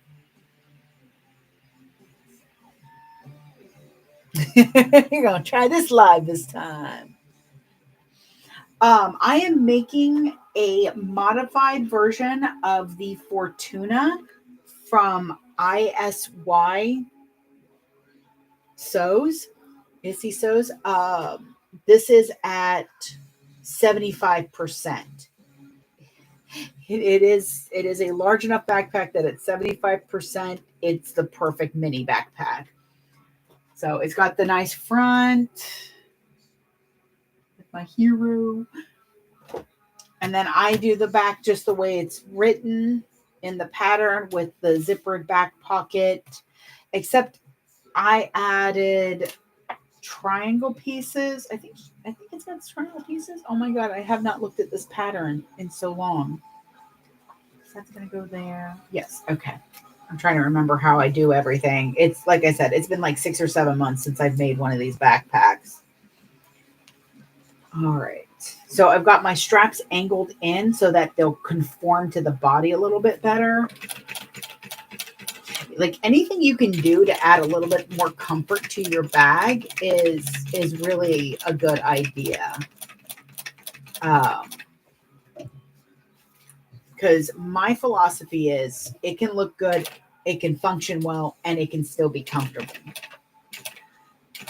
I think, yes, I'm going to do another line of stitching. I'm going to do a 1/4 inch from my 1/8 of an inch, so it's going to be 3/8 total. And this way I go over the handle and the straps again.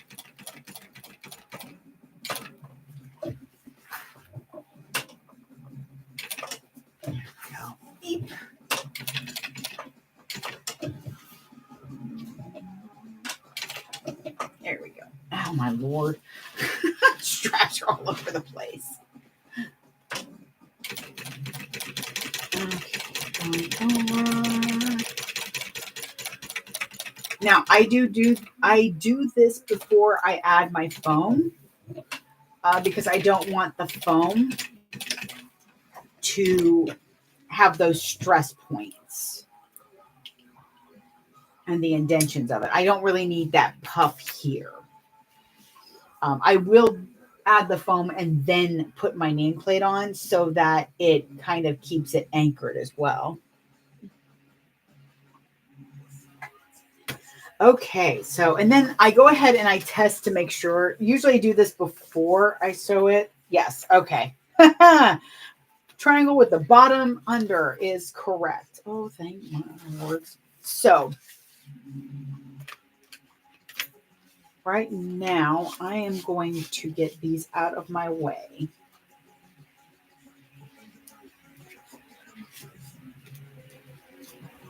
And what you can do is you can clip these, or you can take washi tape and tape it. This is not going to work. The washi tape isn't going to work for that piece anyway. Where are you at? Here we are. I've got some cute little sloths. Oh, and the challenge.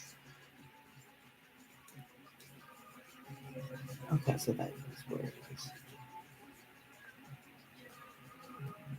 I always look for where the design is cut off and looks funny. So I've just got a sloth head floating. I think that it's the right place. So I take a piece, a nice long piece, and I clip it where I've got it started, and then I just wrap it around.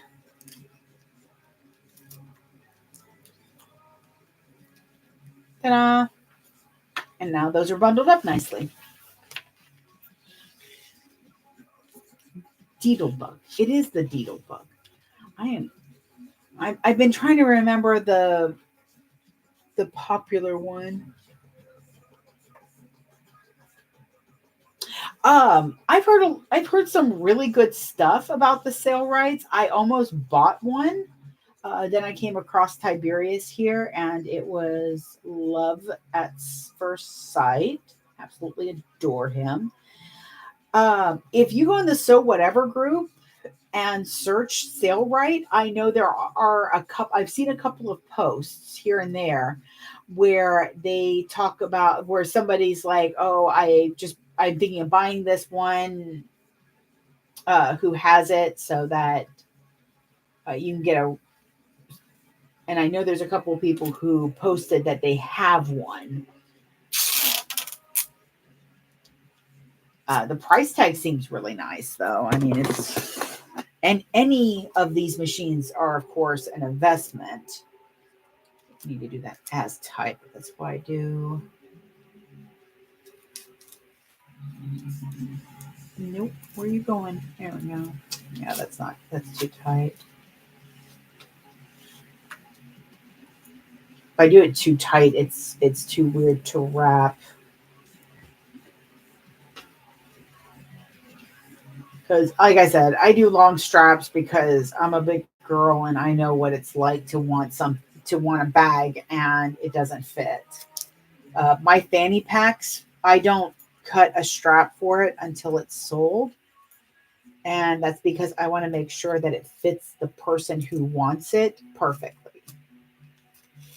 That's not my best decision, actually. Why is this so hard? Literally just did this 5 minutes ago. Stay. Okay.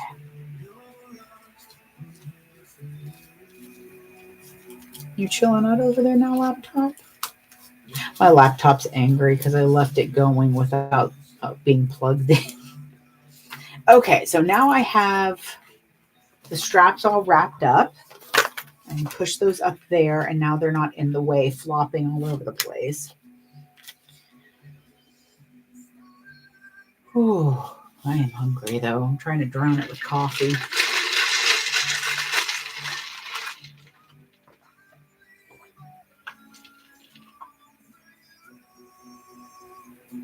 Yes.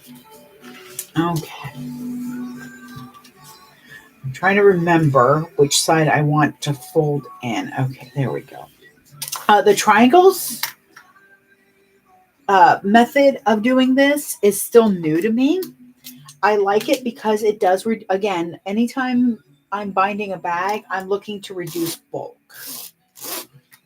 It just helps a lot to make sure that your binding is going to look nice, and even more so the outside's going to look nice. Where are you going? Stop it.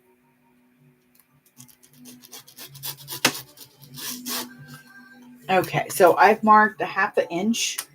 I'm going to put a little piece of tape there and fold it over.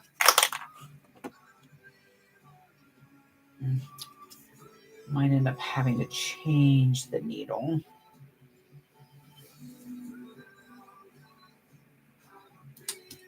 But I marked a 1/2 inch because this way I'll be folding to that line. No, you don't.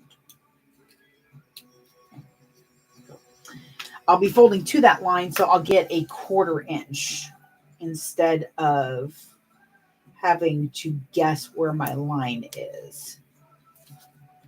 It's definitely my favorite way of doing a fold over is just doubling what you're told you're folding over. So like with straps, even like the long handles, if it says that you're folding over 1.5 inches, mark a line down to 3 inches and fold to that.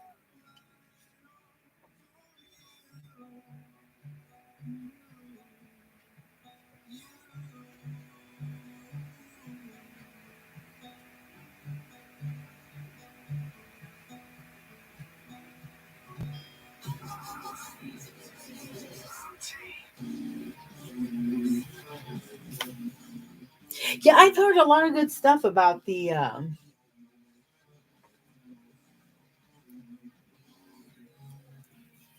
sale right. Doesn't Country Cow have a sale right? I think her husband does. Adam? Steve? So I am so terrible with names. That's why most of the time when I meet people, I let them know right away. Listen, I'm probably going to call you more by the tag that I know you. One of my best friends, her tag is Scribbler Experiment, and I called her Scribbler for probably 3 years because I just couldn't, for some reason, remember her name. I'm just that awful with names.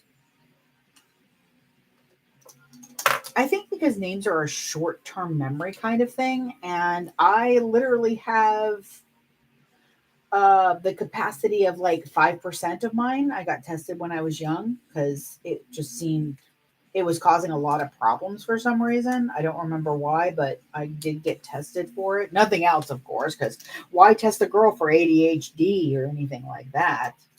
We'll just let her figure it out on her own. So we found that out, and they're like, yeah, good luck. Thanks. All right. Just clipping off these little corner pieces with my pretty scissors from Alex and Lauren's box. And then see, some names stick in my head.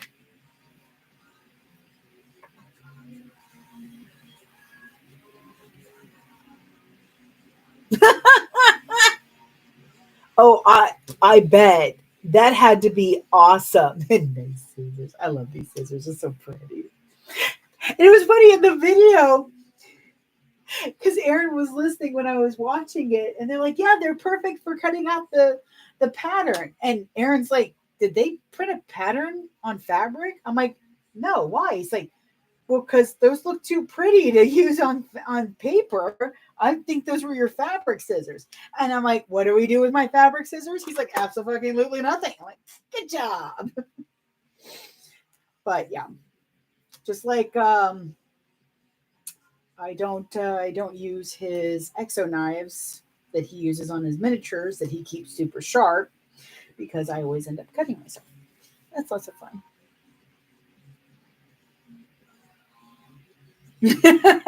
I love it. I love it. That is just some royal behavior right there. I love it. Okay, what was I doing? There we go. So I folded over my edges, and what I'm going to do is this is going to get folded over into a little triangle and then put on the sides. So I need now my webbing pieces. Take out of my wee little box. I love these boxes because they lock. Because either me or the cat, mostly Charlie, always knock them over.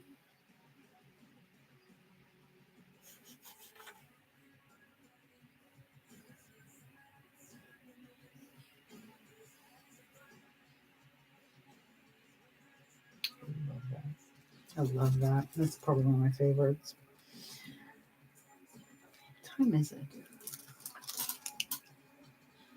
Ooh, it is already 20 after 10. I'd like to say that's why I'm hungry, but we all know the truth. I'm just always hungry. It's my secret. Oh, and with sleep last night, like I said, it could have been that I had probably too much sugar. I know. I know I had too much sugar. My sugar was in the 200s, so yeah. It was yeah. Yeah. It was not good. I did not make proper diabetic choices yesterday. Okay. So what I'm trying to decide, because this keeps undoing itself for some reason. You know what? Guess what? You're getting clipped. Maybe that'll help me stop fiddling with it.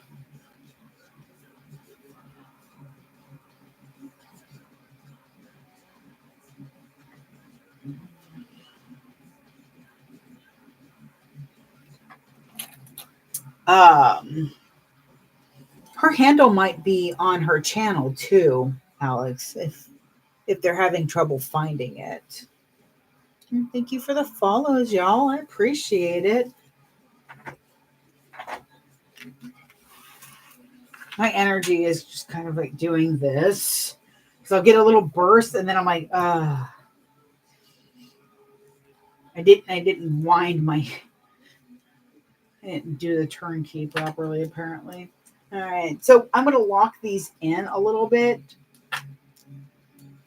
with the square ring. So I'm just going to sew straight up the middle as close as I can to the ring.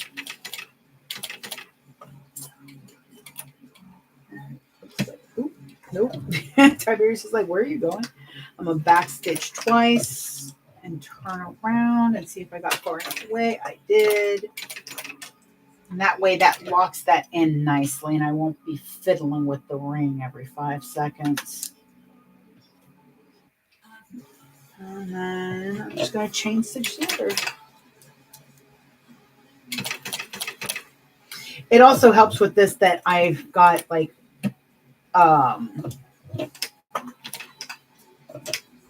I don't have a contrasting color to the webbing. It's white thread on pretty light gray webbing.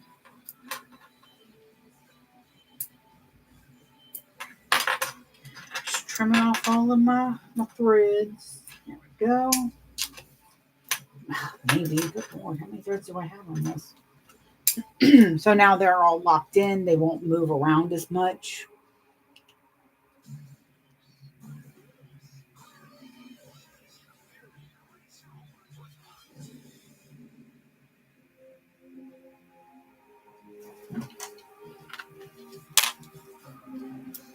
Okay.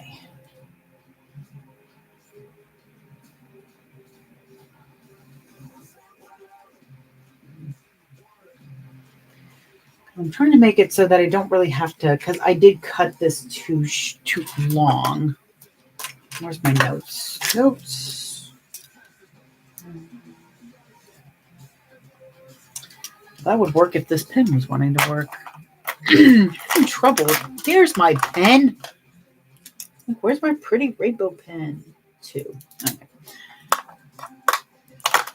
I put it in the wrong compartment.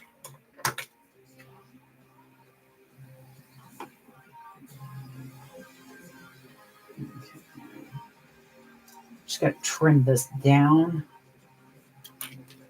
It's just too long to keep, because the whole purpose with the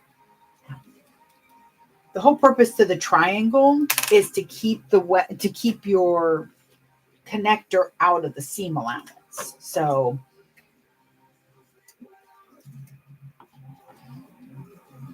in doing so, having it cut too long,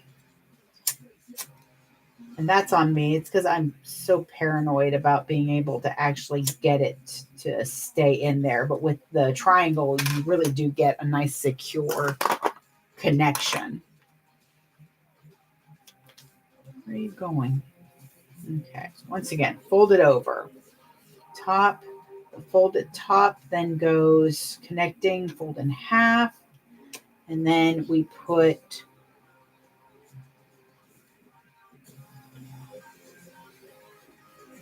our connector in there. So what I'm going to do is I'm going to pull the connector out for the moment, and I'm going to top stitch up to here to the folded edge and stop where I'm going to pivot, and then I'll put my connector in, and that will help me get that should help me to get a nice clean top stitch. And seeing as I have white thread on dark green vinyl, it's I'm going to want that to really look nice.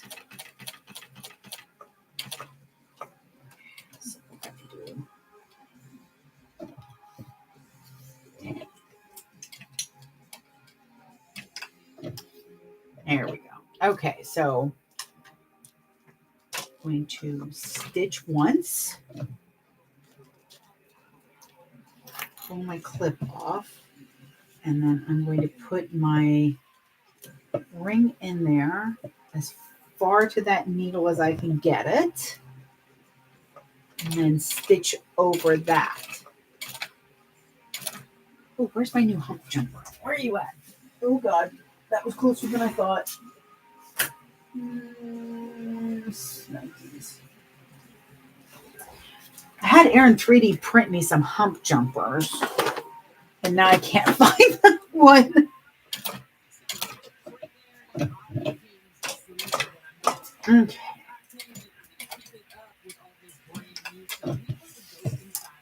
There we go. Yeah. Oh my Lord. Wait till you see this. This looks absolutely like everything I would want it to be. I'm so proud of this. Now, I really shouldn't say that so quickly because last time I said that, I had to unpick stitches. Alex, you should have seen it. It was hilarious. The way I did my slip pocket, I put the vinyl to the wrong side instead of the right side to do like the Mr. Heckle. So it was it did not work.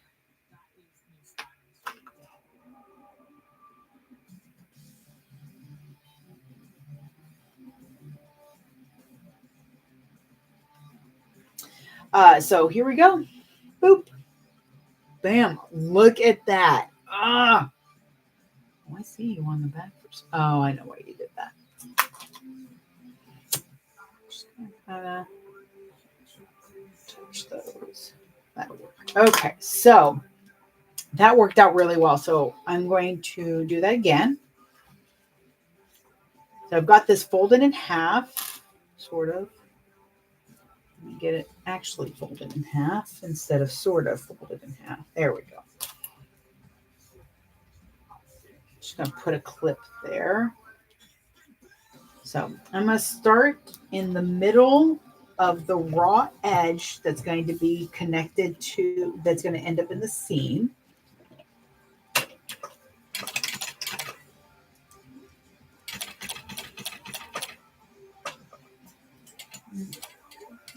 Out.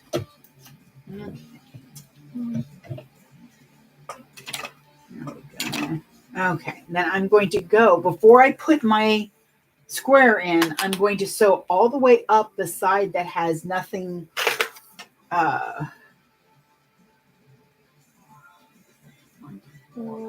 right there. I'm just using the corner of my marker to kind of give me an idea of where my 1/8 stops and starts next, so I get a nice clean corner again.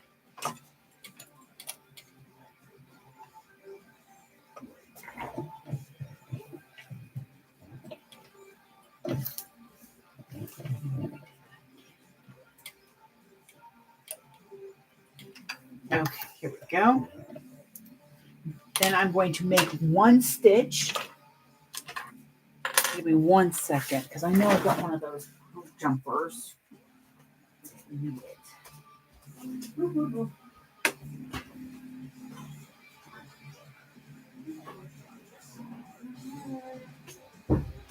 When the printer's at behaving. Okay. This is one of them that didn't do too well, but see, he printed me a hump jumper.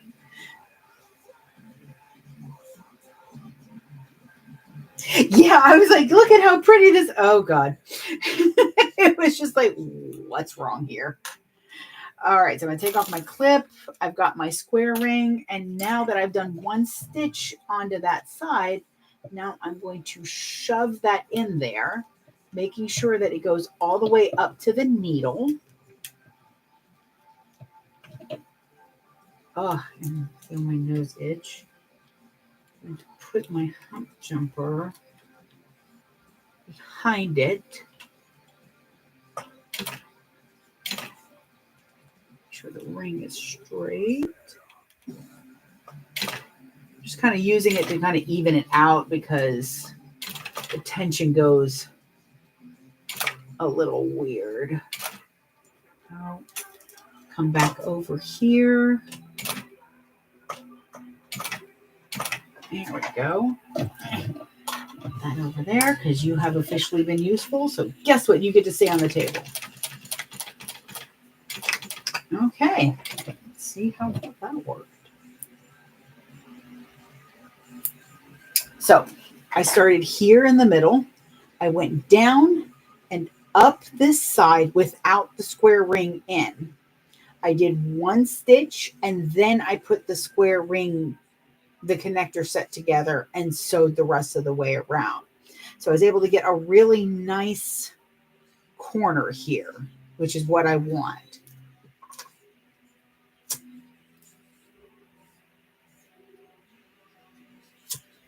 If you have a thread that kind of went a little wonky, you can use your flame to shrink it down. Just be real careful that you don't go overboard and burn the thread to break.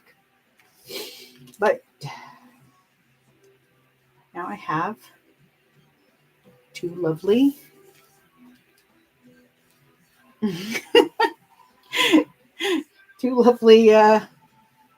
ring connectors where everything is going to be out of the seam allowance except, of course, those. Yeah, it was hilarious because I just like looked at it, I was like, well, let me get the seam ripper.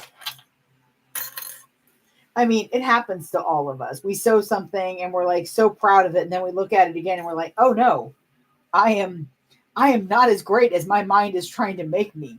Go away, ego, you're dumb. Go. And I put my triangles right where the curve begins. Just a little. No, I like that there. Because I don't really want them in the curve. If you put them like straight onto the curve, that works very well at 2. But with the triangles, you want to kind of set them on the side. Okay, so there we go. I'm going to go ahead and baste them on. No, actually, I'm not. No, that's good.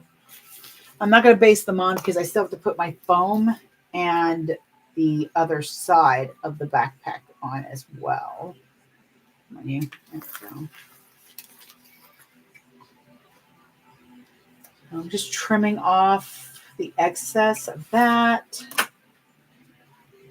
I can do the front, and then I've got to figure out what I'm doing with the inside if I'm still doing a zipper. I don't have to do a zipper. I think that's actually what I'm going to do. Okay. Change of plans, because that's what always happens with me. I'm going to put the slip pocket on the back of this. First, I have to apparently spin round and round. Like a record, baby. So I was going to put a zipper pocket on here, but for some reason, when I cut this, I cut this too long. It's not going to fit in there. It'll end up in the seams. And there's really no way to fix it once you've cut out the zipper.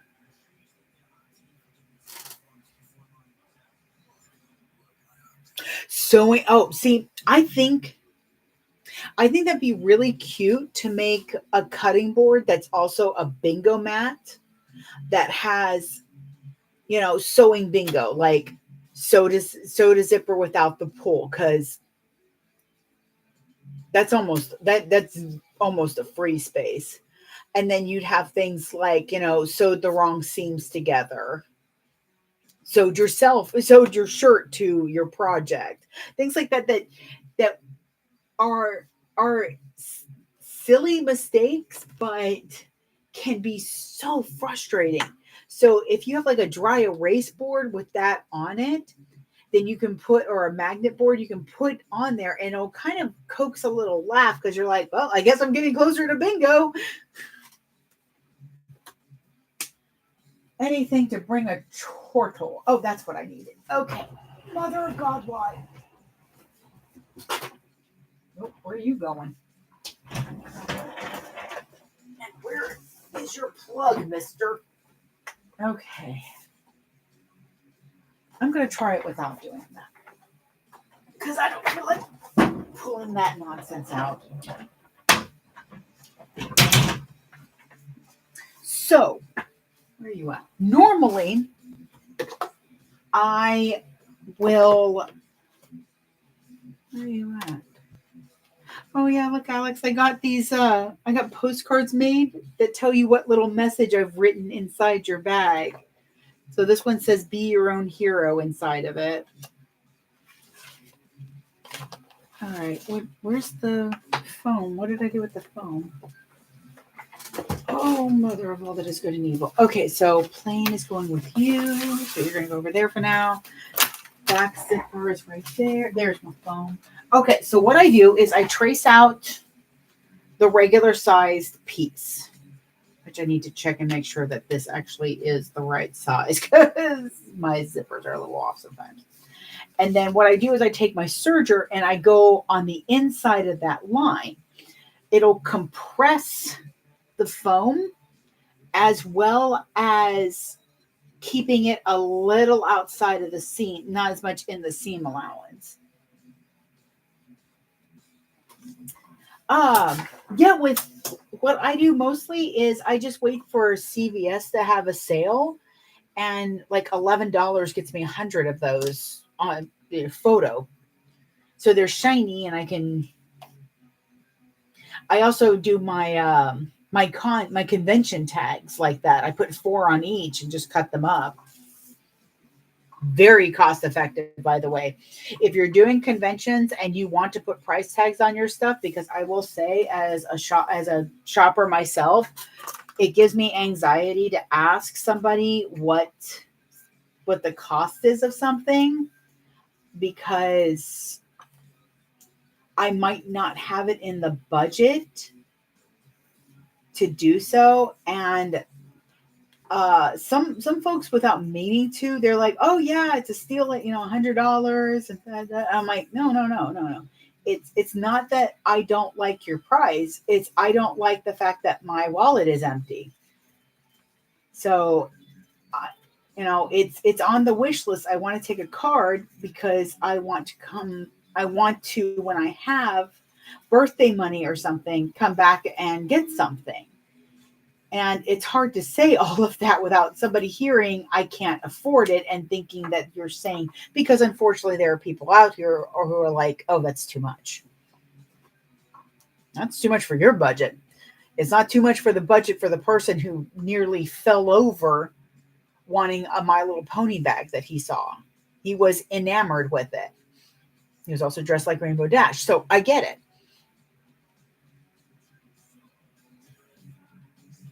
Exactly. So awkward. They're all the way in I'll have to post a picture of them. But what I do is I just create the tag. It's got some simple social media stuff on it, and mainly it says thank you, has my little bunny head on it, and a place for me to write a price. And sometimes folks are like, my husband loves to ask this, do you need a bag or do you want to wear it out?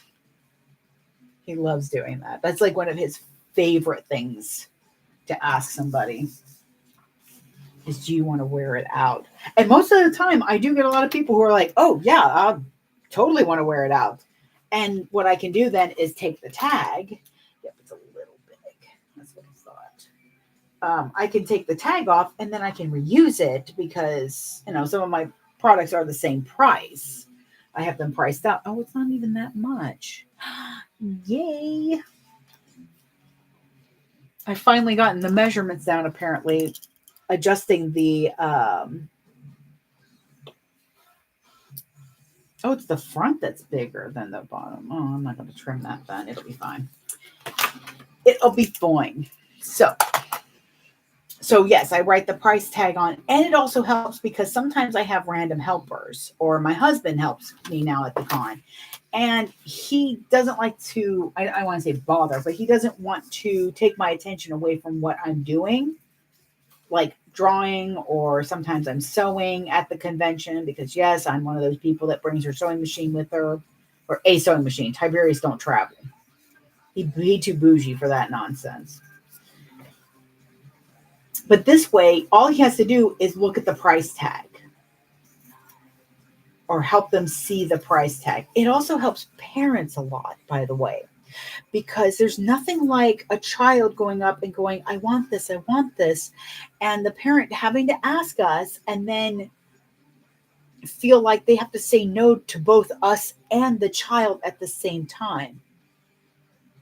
Oh, he was a totes brony, and he was like literally, he was across the lane from us, and it's one of my favorite memories from like 4 or 5 years ago at Holiday Matsuri. And he turned and he saw it, and he was drawn to it. I swear I saw his feet off the ground floating. That's how like entranced he was. It was a Charlotte, um, the Charlotte from Swoon. I want to say Swoon. And it had the ponies from the movies with them in their mer pony form, and he was just like, he took it off the shelf, did not ask me a price, and handed it to me. Got out his credit card, took the bag back from me gently, of course, just like, okay, here, and gave me the credit card. And I was like, do you want to know how much it is? He's like, sure. And I told him, he's like, okay. And it was just it. I think it stuck in my head because it was the first time I really felt that I made something somebody was going to love for as long as that bag was surviving, and that the bag outweighed any price. I think if I told him like $400, he would have been, maybe not. But it was such a validating moment to have somebody look at that bag, go, yes, this is everything I need in my life, because I've done that before. How'd you get undone? I have done that more times than I should admit, really. And it's usually with certain fandoms. Like anything Last Unicorn, I do the same thing. Here's my credit card. Don't tell me how much it is. Just put it in the bag. Actually, I was doing that at So Whatever, or at So Magical. I had saved up money in an envelope, and I was literally just handing it to the vendors and going, here, just take what's appropriate out. Don't tell me how much, and then give me the envelope and the stuff back. I am not looking at what I spent today, because this is my happy money and my happy place, and I refuse to let anything stop me from getting the things I have been already salivating at online. Why are there clips everywhere? Oh, that's my earring. Huh. Why are you falling? I might have to get little earring stops, because this one does not want to stay in my ear. Florida.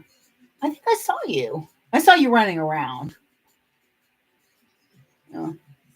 Blazing a trail everywhere.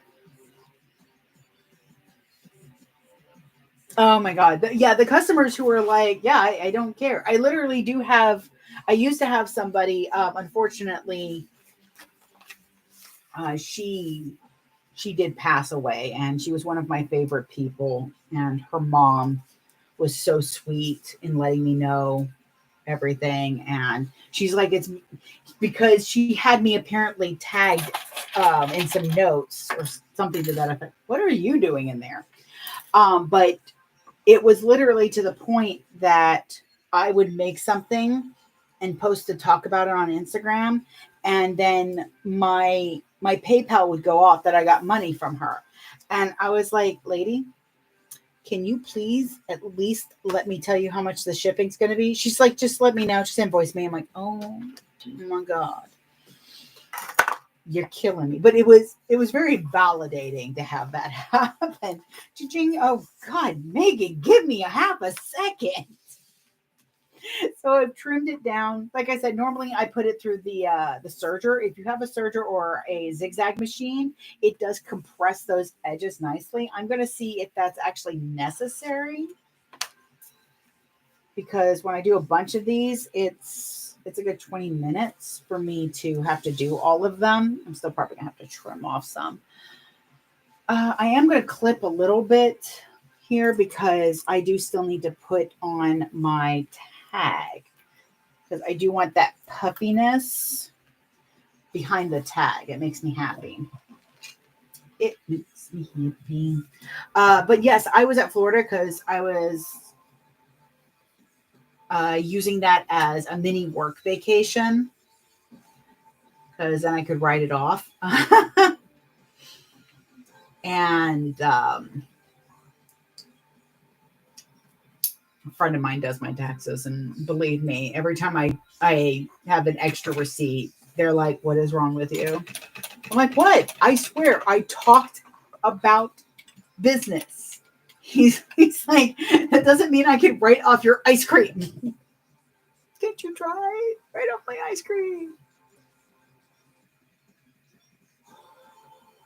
I think there was like a drive-by meeting of hi, run.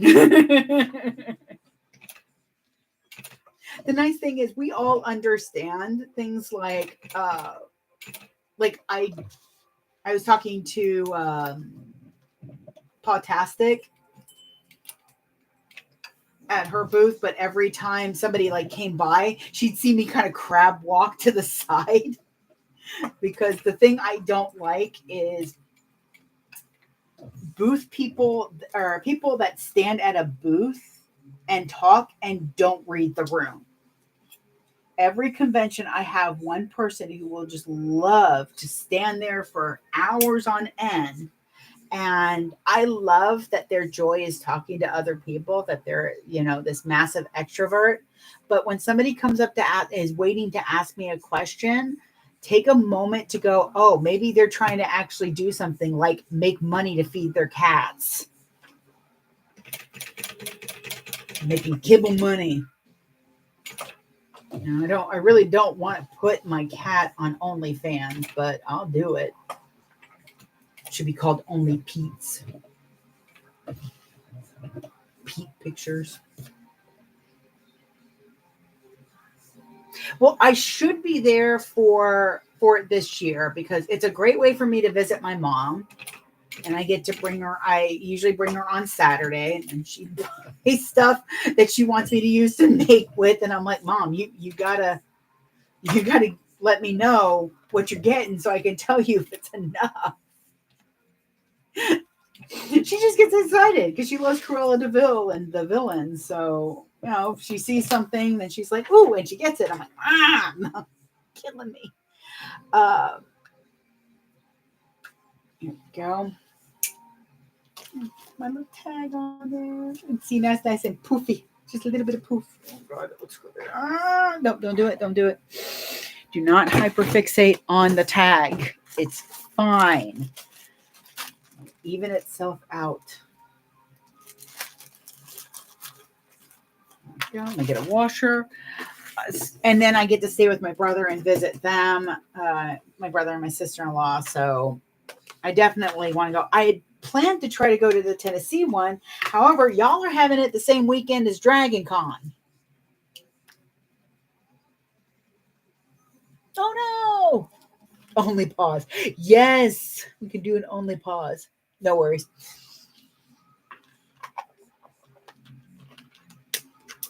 Hello, folks. Hello, newcomers. Anybody that's new, I'm working on a mini backpack using the pattern Fortuna from ISY Patterns. And I have mine scaled down to 75%. So I printed it at 75% and then did math and almost broke my brain. Mainly because I did 85 because I printed it out the first time and I was like, this is not a mini backpack. This is a large backpack. Holy crow. Now I have a nice large backpack pattern, but that's not really what I'm wanting at the moment. Really should do probably a couple of the regular size for Dragon Con.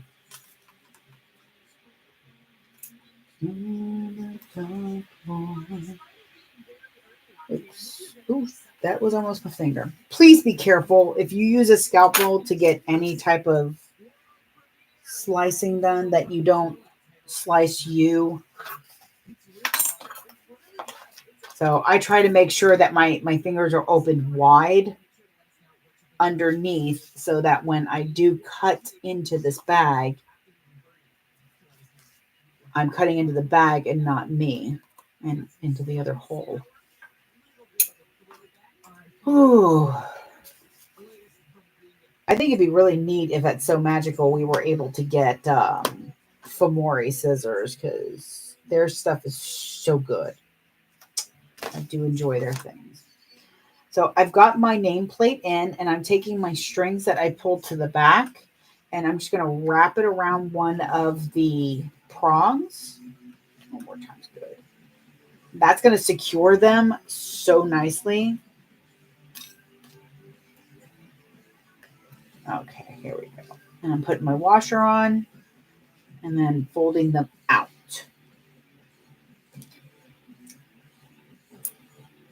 And I'm going to find my paper tape, which surprisingly is exactly where I thought it would be. Owie. And I'm going to put a piece over it. But first, I'm going to make sure that it's actually straight, which it wasn't. And now it is. Okay. And then I'm going to push the tape down because that should keep it also from moving around. If you're worried also about your tag lifting or catching on anything, that is one of the reasons why I put a piece of vinyl behind it. One, it makes it just that much prettier. And two, it does actually help to not catch these corners as much. All right. And then we're going to put, I usually do all of my basting on the sides as much as possible one time, so that I'm not perforating my vinyl too much. Okay, so that should be good. So the advantage to cutting it out like this, where it's just one large piece, is that when you'll have a place to kind of pull, let me get my stitches locked in here, or not. What's that about, Ty? Huh? Huh, Captain? Captain Pain on my butt suddenly. What's going on with you? Needle clean? The needle's fine. You're fine. So where's the... There we go. Okay. Sorry about that. All right. This is why I try to hold the threads, but it's being a little testy suddenly. Okay. Lock those in. So what I can do is I can take this corner and I can pull when I go around that area, and that's going to help really make sure that that's tight. You can go up there right now. My way. This way it's not baggy. We don't like baggy and saggy. I'm like, Ty, what's wrong? You're fine.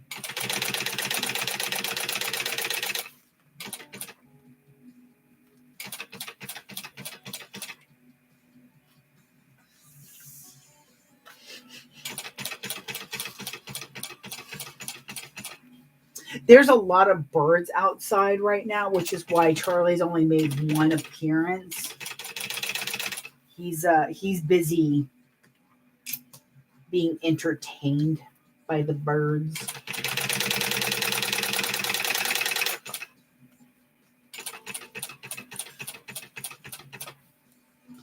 Now, I tell everybody when they purchase a bag from me that there is a 6-month guarantee on that bag. It's so for things like with this vinyl, with the heat transfer vinyl on here, if it scratches off or something, I want to know, and we'll figure out what we can do. If, something starts to come apart, I want to know, and I want to fix it.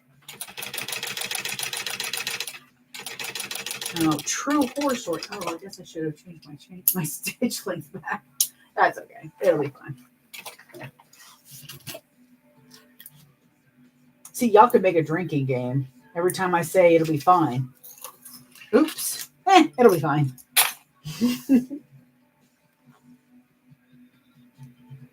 Oh yes, his name is Tiberius after Kirk, Tiberius Captain Kirk, because he's pretty and a drama llama, but he gets the job done, and he does it very well. My hedgehog was named Nimoy because I got him the same year, actually almost a couple of days after Leonard Nimoy had passed. And I was a very sad panda at the time. I liked him a lot. So, like, true horror story. And it came from even after a convention was not great. In fact, I need to ask a couple people. They did the convention again this year. I want to know how it was, because it was not good for us. It was not good for anybody that year, really. But anywho, it had the hobbits and that. All four were there. And so I made a couple of bags with Lord of the Rings in mind. And I have these really cool panels that I picked up that are like canvas panels, and they're fantastic. They're so pretty, and they do really well on these backpacks. Like, they make really cute backpacks. I just have to supplement a little bit. I just have to, not supplement, I have to add some vinyl on the sides and then cut out the shape. But they're beautiful. The problem is that when something happens with your vinyl in the process, don't trust that vinyl anymore. I have this amazing faux leather looking, it's gorgeous, it's fantastic vinyl, except the coating on top decided to start peeling off. And then the customer bought it and she was so excited about it. And then, like, 2 days later, she messages me and she's like, hey, I think I did something wrong. I might have gotten it wet weird. And I'm like, no, whoa, what's going on? So she shows me, in all the places where that vinyl was, had the covering on it had come off. I was distraught to the point of tears because I felt like she was going to be so mad at me. And I said, look, do me a favor. Mail me back the bag, because I need that panel back, because I don't have it at all anymore. I'm going to remake your bag. She's like, oh, it's okay. I mean, is there a way to treat this? I said, no, please send me that monstrosity back. It must be put down. It is not allowed to exist in this world. I need to remake it. But she was absolutely wonderful about it. But it was such that moment where you're like, oh my God, I sent that out into the world. And the reason I say that is because on the edges in the seam allowance, it looked like it was kind of not fraying, but it looked like it was coming off a little bit. And I didn't really think anything of it because it was in the seam allowance. I didn't realize that if it got a little wrinkled or wet, it would start to peel off. So I can't use that vinyl. Luckily, I have a friend who does bookmaking and wants to try using it, because if he can peel off that outer shell, it looks like leather underneath still. It's like a suede leather. He's like, I want to dye it and try it out. I'm like, okay, here you go. Have at you. All you, friend. All you. The character Titus Andromeda. I love Titus so much.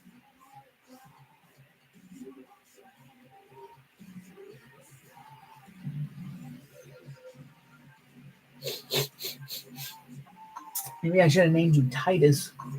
But I'm a Trekkie. I'm an older Trekkie, so I can't help it. I really need to get this. I need to really get Strange Worlds done, but I've only watched one episode. I do love Lower Decks. Is this not marked? Yep, there's my marks. Okay. Because this is definitely not the time to mark your centers. I mean, if you haven't, want to, but it's much easier not to. So we've got the front panel all done. Now to finish up with the back panel, which means this and this. Bam. After I had to re-sew that pocket, I put sewn with chaos because it seemed really appropriate. So appropriate. Oh, okay. Yeah. Oh shoot. Because I want that on the front part. Okay, you go over there for a moment. I never feel like I have enough room. So this is the piece from the inside of the zipper overlay. All I did was just sew down the center, but I added a swivel clip. I'm going to put it right here. If that's stitched in. Actually, there we go. He's a little higher was good. That's that. Okay. So I'm sewing that up top. It's going to add a little bulk in that area, which is why I wanted to make sure it was kind of high up.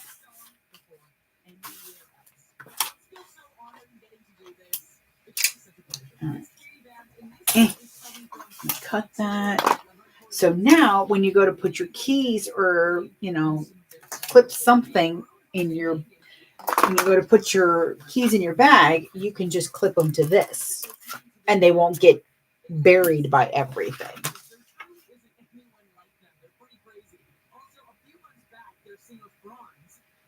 Yeah, what's the name and what are you thinking of changing to? Oh God, I need to do that too. My life. Oh no, why is everything everywhere? Why does it hurt to get up?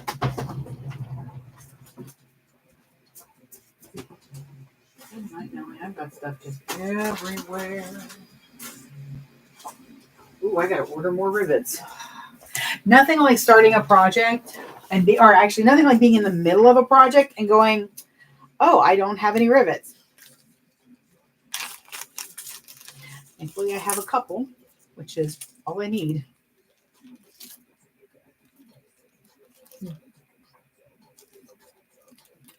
Oh. Let me see if I can fix this. Oh, there it is. Did it start back up? Sounded like I got a little of a...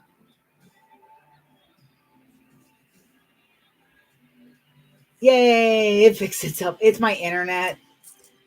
I told them last time I paid the bill that if they want me to keep paying the bill, they need to actually make it work properly. So I do have a discount now coming. All right, let me put those over here. Actually, I'm going to put them over there because I need to remember to order those. Because when I did the pocket, I punched holes so that I could put rivets at the top, give it a little bit more stability. I am skipping an inner zipper pocket. It's got an outside zipper pocket, so it technically still has two zippers and or still technically has that extra zipper pocket. I just didn't want to take time to recut the overlay. There we go.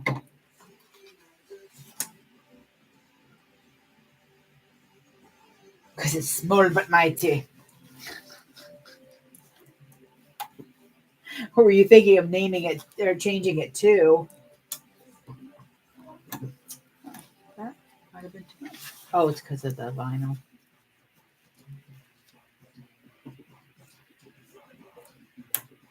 There we go. Ta-da! Now we've got extra stability.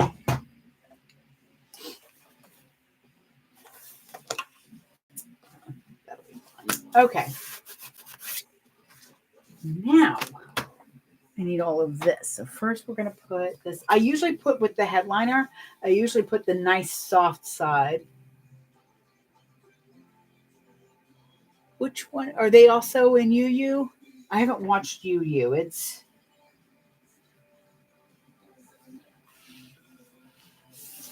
has been a while. I have put in front of me.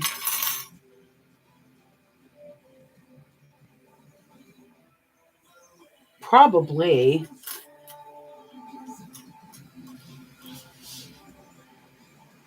Okay. This is going to be fun. I usually have the slip pocket on the back of. No, I don't. I always put the zipper. Oh, the zipper. That's right. Okay, so I do have the slip pocket. So whenever you do like a larger cut, you want to make sure a rough cut. You want to make sure that you're lining up the lines and your centers. Otherwise, your pocket's going to look off kilter. So as long as you center it and then make sure that you're lining it at least from the bottom, because most of the time you're measuring things from the bottom when you're putting like your connectors and that on. In this case, I do have stuff on the top as well. So just kind of adjust it as you need. That's good. Yeah. Okay. One Piece. Okay. Also one that just so many episodes. It's like Bleach. I really want to do it, but then I still haven't finished Attack on Titan, and My Hero. In fact, My Hero, I'm at least a season and a half behind. Maybe only one. I think we started 3, but haven't finished it because we've been watching everything in order. So we've been making sure not to watch a movie before we're supposed to. I know you can. I've seen that you should be able to watch the movies without. Most movies are just super long OAVs, and there's not usually too much spoilers in it. There we go. Making sure my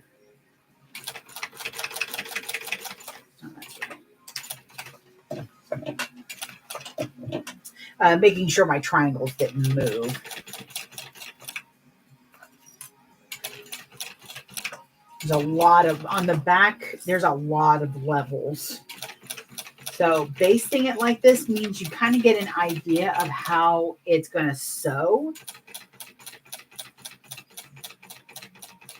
But it should be fine because you're going to be sandwiching a lot of stuff between it as well.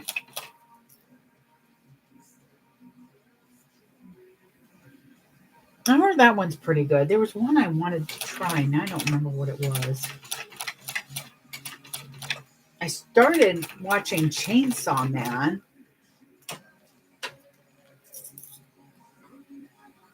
But if it's not in dubbed yet, then, because I can't sit still. So, like, I do, I like crochet a lot. Or sometimes I draw. So I have kind of started making sure that if I am doing something while watching TV at night with Aaron, that it's something non-work related so that I can decompress from it. Because luckily enough, I also have a husband who treats this as an actual job, not just me doing a hobby. So that helps a lot as well. He's very supportive of this. Come on, you.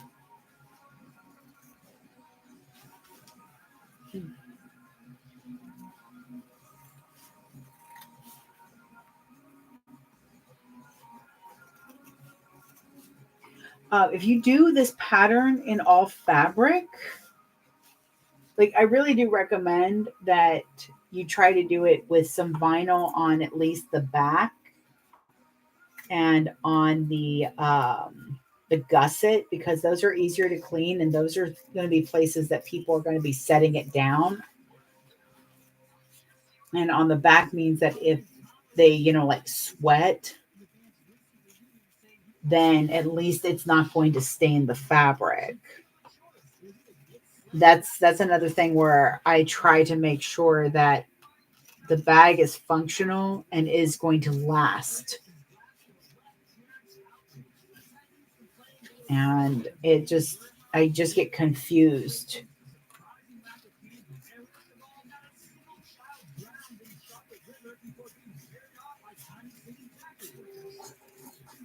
I just get confused at some of the designers out there who make all fabric stuff, not like so. I mean, like Marc Jacobs and stuff like that. Like they have some all fabric bags, and I'm like, why? You're going to be setting that on the ground. At least put vinyl on the bottom with some purse feet. Actually, there's a peep bag from Betsy Johnson. It's actually a peep. And it is one of the first bags in a long time, besides actually the purple frog, that I have been like, where's my credit card? I know it's too much, but holy crow, I need it in my life. Yeah, I'm gonna go ahead and finish up my straps because it's a little bit easier to do them now than to fight with the bag when it's done. Where's my coffee?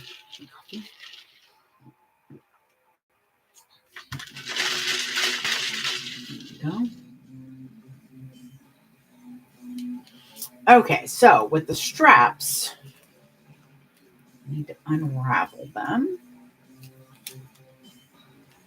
I do have something for that. Okay. Put that to the side because I'm going to want to use that afterwards. All right, so.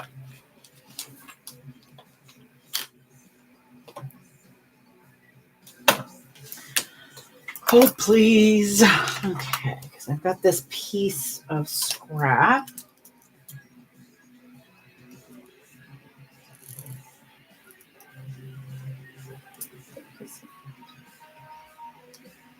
Okay, so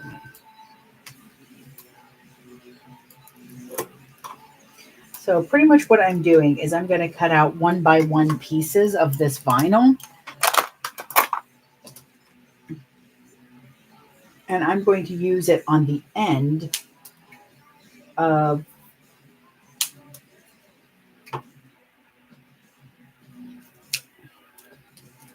something. I don't know, the end of something. My poor brain is just not working today. I'm so sorry, y'all. I'm sorry. The end of the webbing is what I'm going to put that on. And that way, it's a covered end, and I don't have to fold it over. My brain's also trying to process because I've been doing a lot of straps, and this will be different, a little bit different than just doing a regular strap.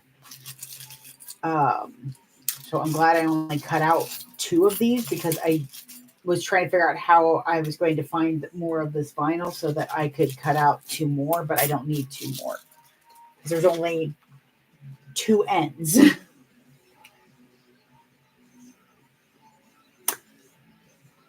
Oh yeah. It's yellow, pink, and a pastel blue. So I was about to say, I thought there was a purple. No, there isn't. I know.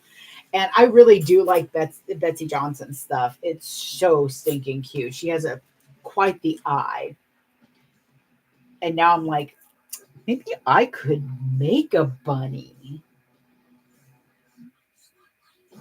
Actually, my brain is saying that, and I'm like, will you please stop? I already have too much to do. I have 6 months. She really is. She's massive goals. And she's just the sweetest thing. Anytime I've seen her on an interview, she's just so nice. But I have 6 months to Dragon Con, and I am not prepared at all. And now the Dragon Con groups are starting to count down. And I'm like, I need y'all to stop because I can't breathe now. But I know they're excited. And I'm excited too. I'm just like, and yes, because I love Peeps. Look at him. Look at him. Oh, his emo-ness. God, he smells like a sweet tart. I think he's supposed to smell like marshmallows, but he smells like a sweet tart to me. But look at him. Look at his little funny face. Here you go. You can see him too. He's so cute. God, I can't wait for that camera to get in here. I ordered a camera so that I can give poor YouTube a better view. Maybe I could. Okay, so I'm just going to top stitch across this part. It's just a 1x1 square. It's just going to cover that end.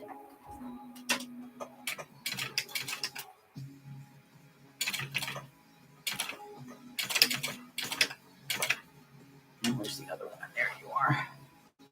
And this way, it'll also stop it if it tries to come undone. Anything I can do to add extra stability, I will definitely do. Because some things look like I'm doing them because it's extra. And believe you me, that's probably the first reason I'm doing it.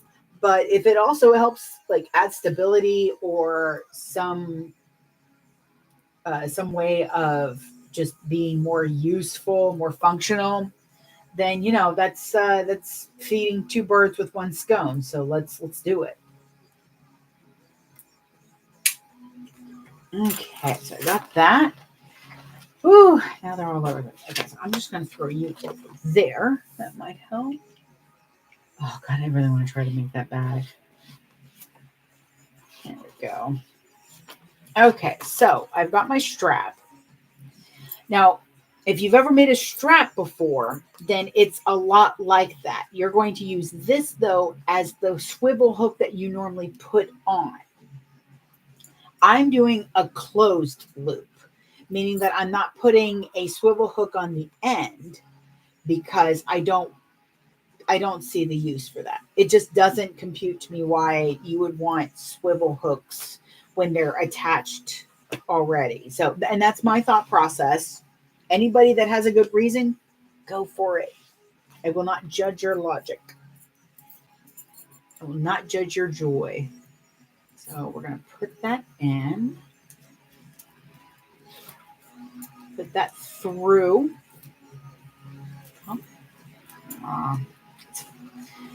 It's fine. There you go. So dramatic, strap. Okay, so I've got my slider on there. Then I'm going to take the rectangle ring and I'm going to slide that end through there. Then I'm going to pull that just a little bit because we want to make sure that it's straight, that there's no like weird loops, especially with like a stiff-ish webbing. It can easily trick you, unfortunately. So we've got our slider upside down. So we've got the valley and the mountain is below. We're going to push down. So hold this side of the webbing and push down the other side. And we're going to create an even deeper valley. Then we're going to, what I do is I stick the, like I do a small valley. I hold them two together, push the bar away, and then push down both at the same time. And then create a bigger valley. Then pull aside the part that doesn't have two pieces of webbing through it. Curve up your piece, your end, and then pull it through. Now, this is where a lot of folks make a mistake that ends up with them having to seam rip it. Or, not have eaten soon enough and just go cutting overboard. So make sure that you do not attach that end of your webbing, the open end, the end that has the little piece on it right now here for you. Do not attach it to the strap on the left side, on this side. you want to attach it to itself. So what you do is you take all of this, all of everything that isn't connected, and you hold that, and then you take the piece that you pulled in from the back of your rectangle ring and you give it a little tug. And what that will do is that will show that if this moves, that yes, you have the right piece. So I am going to clip that.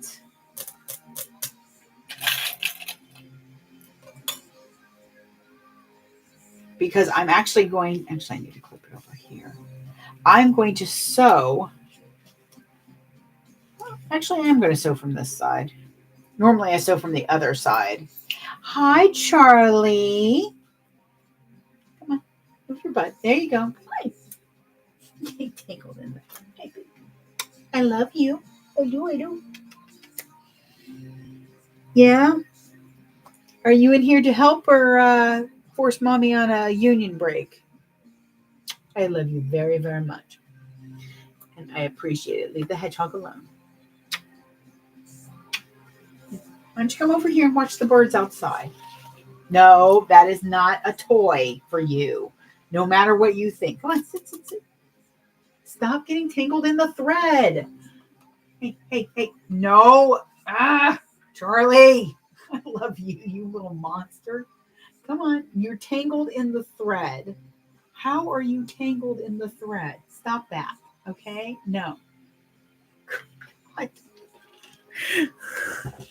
I have to move my drink. There you go. Is that better? Is that enough room for you?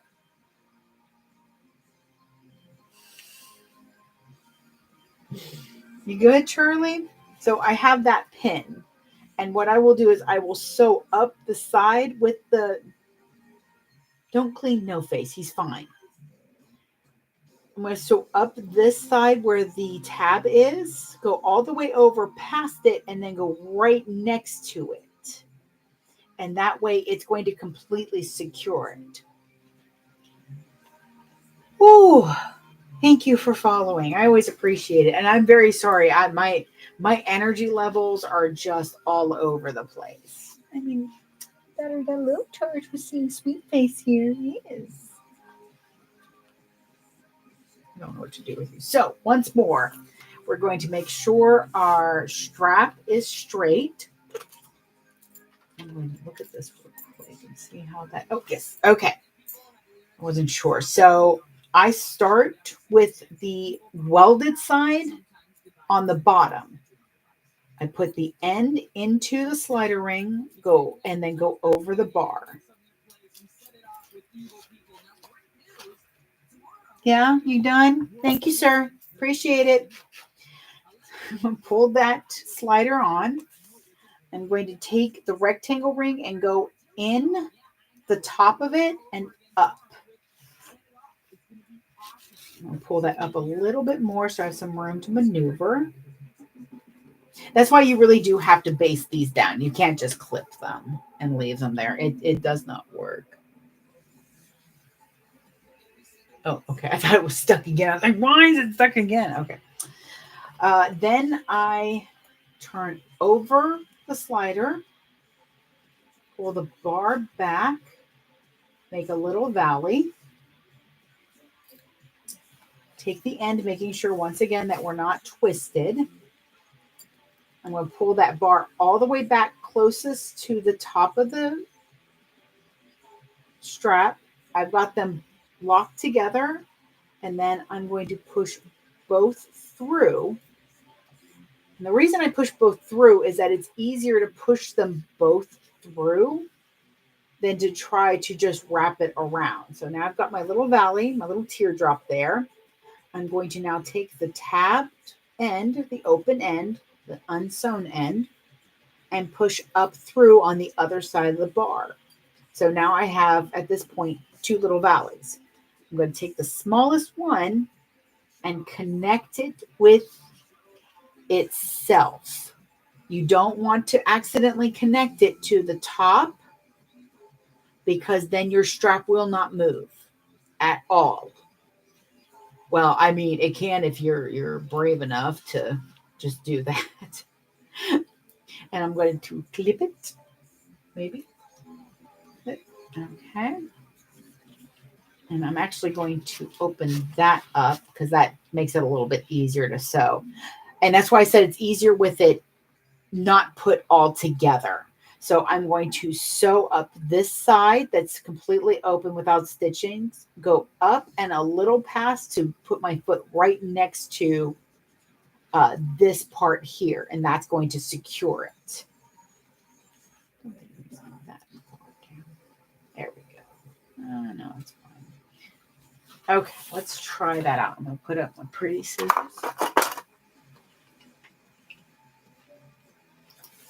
Okay. Now it's going to be a little twisty here, but okay, so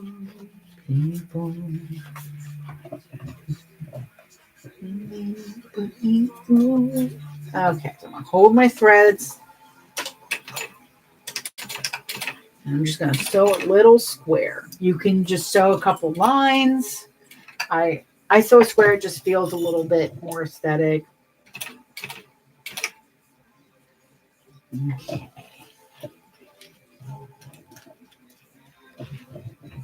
Yeah, I just don't see, it just never seems to be enough of a reason for me to add the extra hardware to put swivel clips on it, because with this design, there's really no convertible nature to it. I did do a couple convertible styles with the Deedlebug one, but I didn't really like. It just didn't seem like most people that wear a backpack, and now there's much better convertible styles for it. So I kind of keep those separate. If somebody wants a convertible style custom, that's not a problem. Okay, there we go. And what I usually do is I put the slide. I don't want to go all the way up, actually.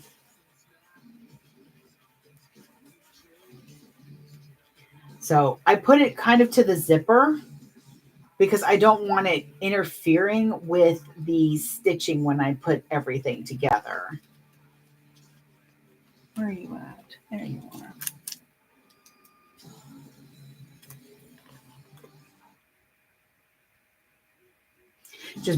Sorry, I just wanted to pause the music to see if I could hear the 3D printer. Somebody was a little testy. Maybe I'll call we call the 3D printer Commander because it's a Cobra from Anycubic. So it's like Cobra Commander. The way it's been acting, it's been Cobra Commander. That's for sure. Been a little pain in the butt. I threw a fit the other day. Just was not wanting to print anything. And I'm like, what's wrong with you? So Aaron did a little bit of maintenance and he was fine then. I was like, did you just need attention? Is that what this was?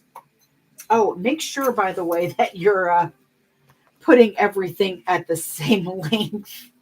Because I noticed that this was a little bit shorter. So I want to make sure that,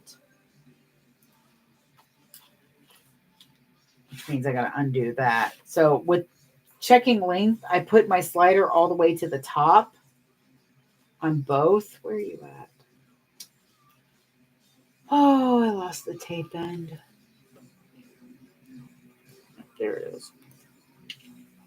Oh, of course it's on the way. Because if they've got it's just check your lengths. Okay, good. I was like, wait, I might want to make sure that one isn't like super short and the other is like super long or something. That's how we do it. Okay.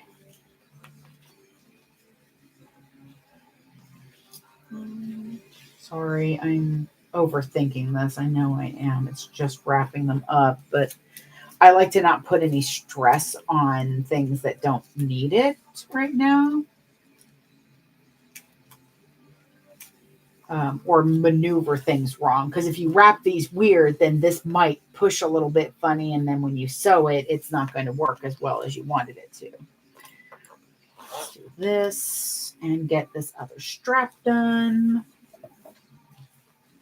Yeah, the more floaty my head is, the more I either just ramble extra or I just kind of go a little quiet because I'm stuck in my head. And that place is a mess. I don't like being stuck in there. It's very unnerving. Somebody asked me, are you talking to yourself? And I'm like, yeah. If I don't talk out loud, then I can't hear me. And they didn't seem to understand. Like, what do you mean you can't hear you? I have too many random thoughts running through their head. Like, they are seriously trying to get me to make this peach bag. And I'm like, I do not have time for that. And they're like, but you could make time. And I'm like, I know I can make time. I also have to finish designing things for Fat Rabbit. Figuring out that stuff. Because Alexi printed me a hump jumper. Cute. I love it. I love it. This is one of the ones that didn't come out the best. Like half of it didn't print. This was one of the ones that Mr. Commander in there threw a hissy fit about. So that was fun. I shouldn't have a giant printer and have to print something one at a time. So we're actually going to get me a little printer that can do most of the stuff as well. And that I can use so that he can print some of his terrain. And I want him to print me a book nook. Not that I don't have enough projects. All right, so now we got the back done. Check it out. I love it.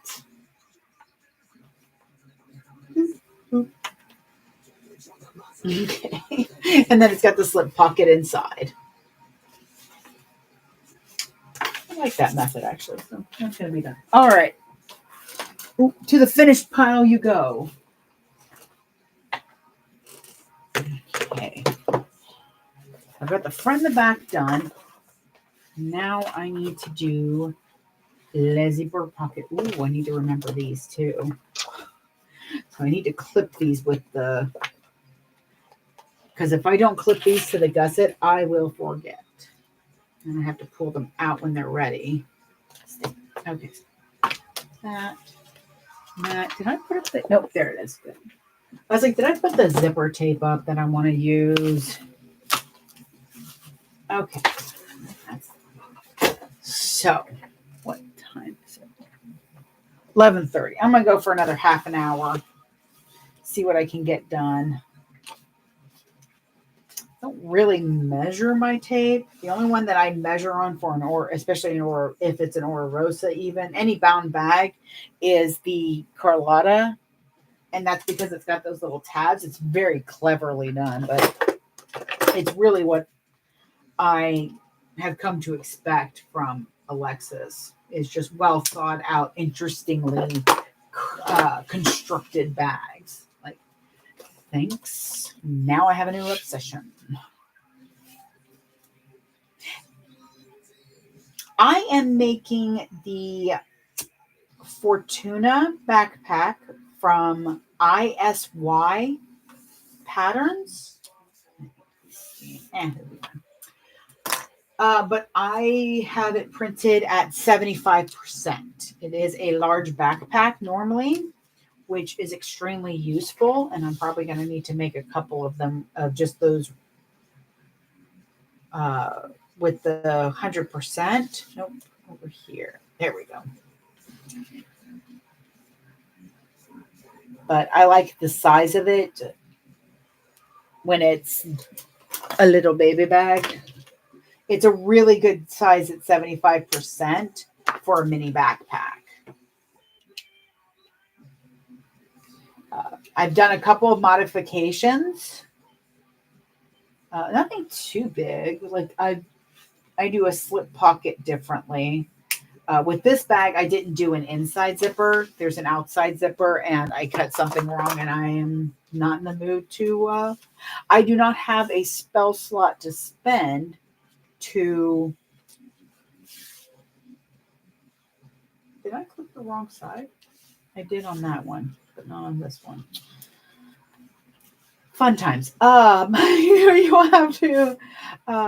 Please excuse me. I am a little off kilter today. I had weird sleep, so I'm tired and loopy.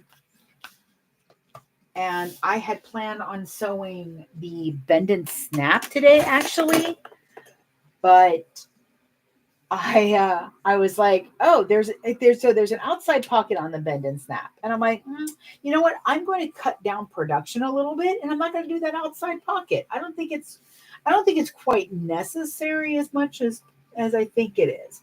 And then literally 4 a.m. I woke up straight out of dead sleep, going. And unfortunately, it was almost like a nightmare scream where I was like, "Oh God, I need to turn it." And I woke my husband, and he's like, "Turn what? What's wrong? Are you okay?" I'm like, "I'm fine. It's a sewing thing." He's like, "Oh, okay. I'm going back to sleep." "You're okay?" I'm like, "Yes, I'm okay. I'm going back to sleep. You go back to sleep. I will deal with my own weird trauma here." Because I realized that the outside pocket is how you birth the bag.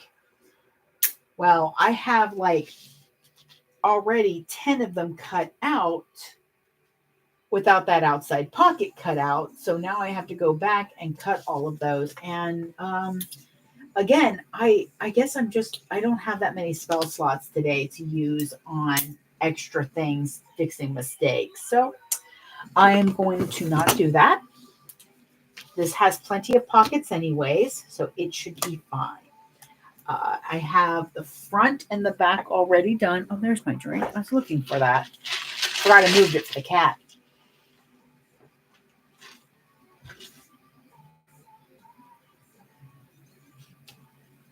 I'm working on the zipper now. Let's see. He's off at 2. That'll be fine.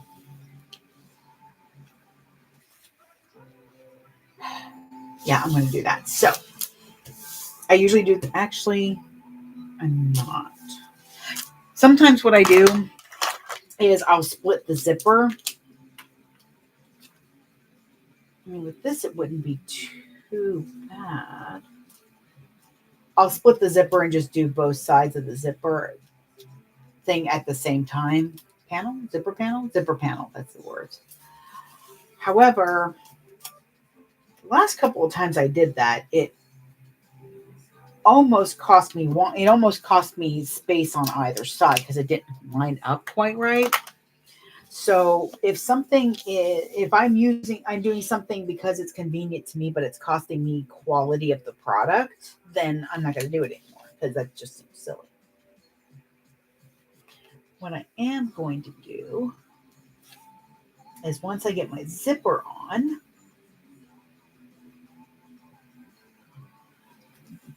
because I think that was the problem. Okay. When I split it, I didn't mark where the ends of the zipper stopped. To avoid waviness, I do kind of pull a little bit, but it's something that I have worked on figuring out how I can how much tension when I do pull on the zipper tape. So it's just one of those, if you're going to do it, you want to make sure that you're willing to accept the consequences that it might stretch it and make it more wavy. For me, it doesn't seem to make it more wavy. It seems to kind of adjust it properly. But the other thing is, all right, we're going to do it. It's fine. The other thing is that I'm making sure to mark here and here and the middle on the zipper. This way, the zipper is going to sit in the same place as though it was sewn together. I'm not putting on my zipper pulls until I have the panel sewn and then trimmed. So what I do is I press down a bit in the middle. Then I take the other end where it's marked and I put that on the end of the zipper and then kind of maneuver it. There's no kind of. I trying to figure out how to say it. So I stretch the vinyl a little bit and then start pushing it into the place.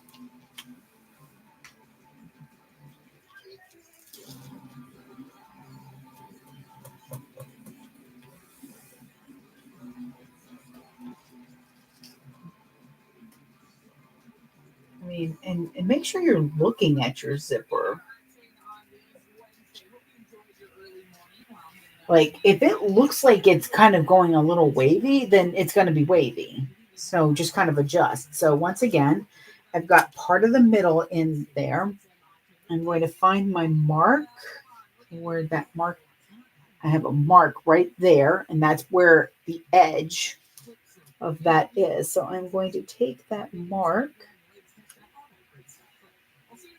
and put it right at the end. Now, because this isn't a printed zipper, I'll have a bit more wiggle room too to adjust the zipper. But with a printed image zipper, you want to make sure that you're comfortable in doing this method. And if not, then just sew it all together. It's fine.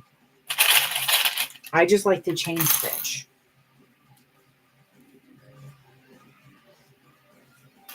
And I usually cut my waterproof canvas like about 1/8 of an inch wider than the piece because it's going to pull. Now this is a thinner one, and this was cut almost a year ago. Well, that seems dramatic. It was cut in August or July, probably closer to July. So it was cut in July. So it's been a while, and this is an interesting thing to do. If you want to see how your skill level goes, cut a bag and don't sew it right away. Put it aside for about, 6 months or a year, whatever you're comfortable with, even just a couple of months. Then after a couple of months, cut out the same style of bag. So cut out what I would do is, in this case, I cut out this backpack. I know if I were to go cut this out again, I wouldn't have had to do as much. Thank you, Mina. I would not have to do as much marking as I've done, and things would be cut differently. And I know that because I have grown as a sewist.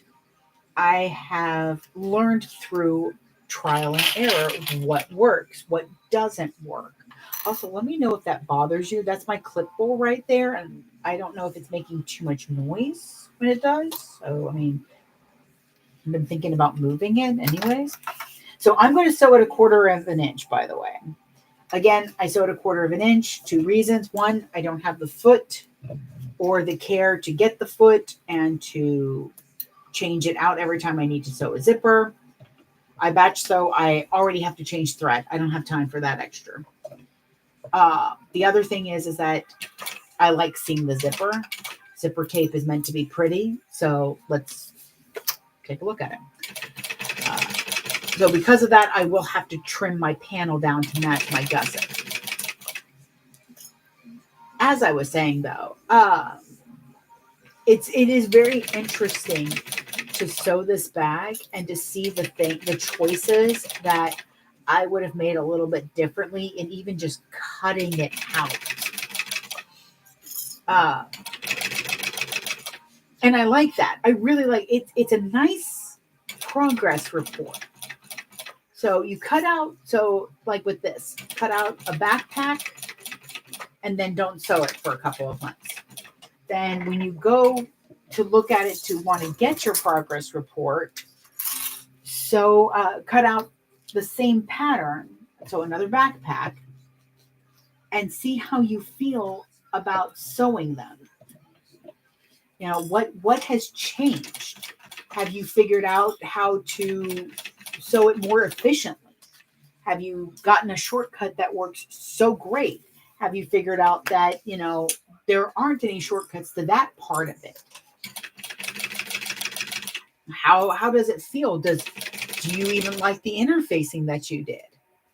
I have a couple of bags that I cut out maybe 2 or 3 years ago. I am terrified to go look at them, but I don't want to waste the fabric. So I'm just like, what do I do? So I'm trying to decide.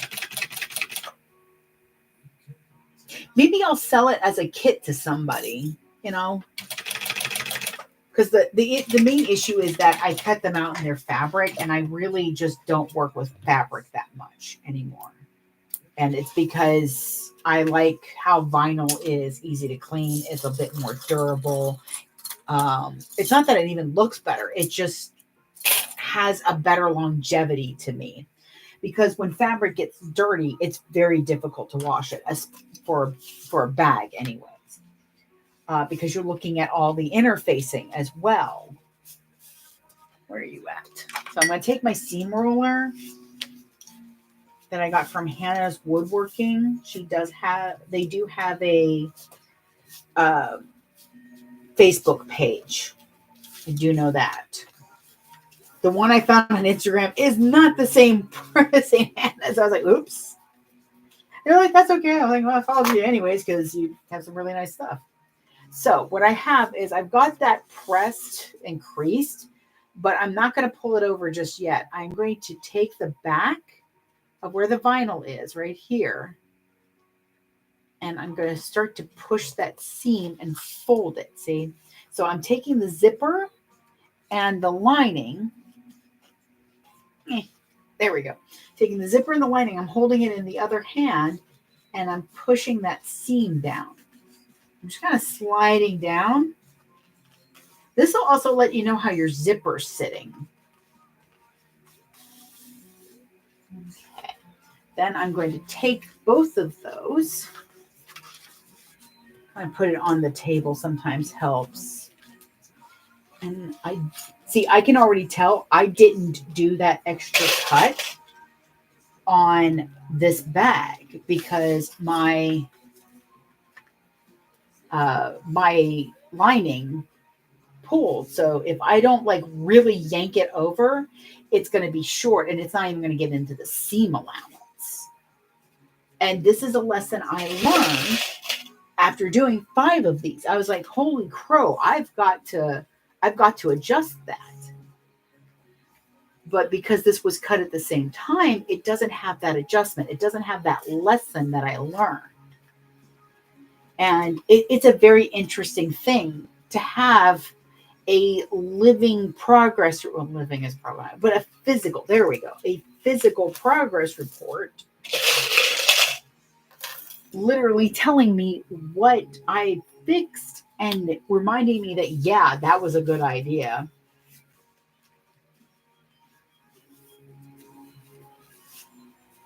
I mean, like the Erica is an amazing example. I have learned how I like the body put together. I have learned how I actually add boning in, which I had done a couple of times. And then this amazing bag, it's the classic handbag, came out. And I love that that's one of the things that she put in that pattern was that boning, because it's a long zipper panel for a very short bag. So it needs that little bit of extra support. And I'm like, well, I've got a crap ton of boning left over from when I used to do corsets.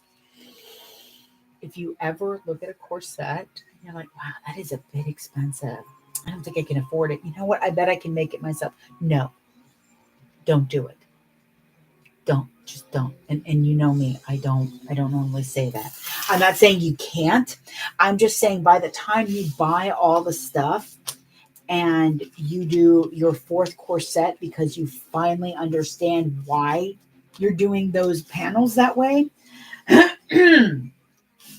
you could have just supported a small business. Sometimes just because we can make it doesn't mean we should. Sometimes it's just better to support the small business. And it's a lesson I'm learning too, because there are little crochet creatures, and I'm like, oh, I can make those. And I can actually. I don't have any problem with crochet. That doesn't mean I should. That doesn't mean I actually have time. I mean, I am right now crocheting my husband a hexie cardigan. It's a granny square hexagon cardigan. Words. Uh, but it doesn't take a lot of your, I don't want to say brain power because that's not right. Um, it doesn't take a lot of your attention to do so. It is literally the same stitch over and over again. And that's perfect for me because all I need at this point is something, my hands are busy while I watch TV. If my hands are busy while I watch TV, I actually pay attention and I don't end up on my phone looking at Instagram and then looking up and going, wait, how did the doctor get there? So it's not something I do for business. Literally with Fat Rabbit, folks were getting little crocheted ghosts because they took me 15 minutes to make. And I was enjoying making them. And Aaron's like, please find a place for them. You need to home them. They don't need to stay with us. Get them adopted. So there are some crocheted things that I'm like, okay, well, I'm going to have to save up. I will put them on my dream list because yes, I could buy a pattern and probably make it. However, I get hyper fixated on certain things. And if it doesn't get done in a certain time, God bless them here, then it falls to the wayside. There's a stuffed animal that I was working on for Aaron too. And it has fallen to said wayside because I put it down and it got shoved to the side. And now it's like out of sight, out of mind. So I have to be careful on that. I know some crocheters that they really, really have to work on multiple projects. That is why I'm not that kind. I'm not a selling crochet artist. I am just a dabbler. I dabble in it. I've got some super cute octopuses that I love. They're adorable. I made a pumpkin thing one. All right. Yep. Okay. So now that I've got all of that clipped, it does take a minute. I'm going to run my nails. I'm going to run my nails along the zipper as I'm top stitching to kind of keep it straight. Yet people do not get just how long it takes to crochet. Like my sister-in-law messaged me. She's like, oh my God, look at how much you've got done. I'm like, it's not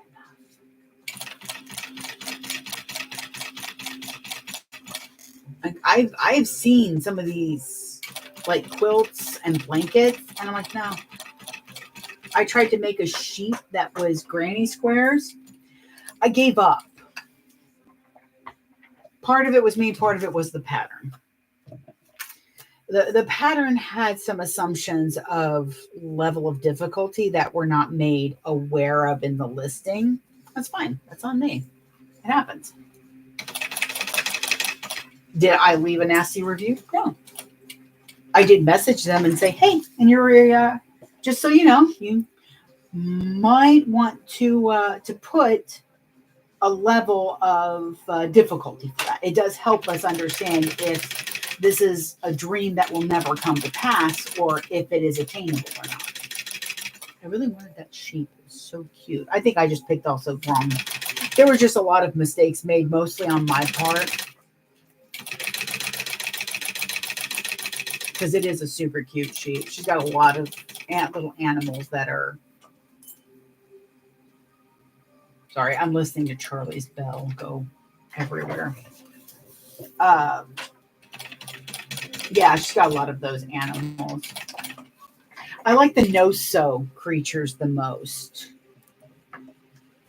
What did you end up making them? What was the crocheted gift that they received? Oop.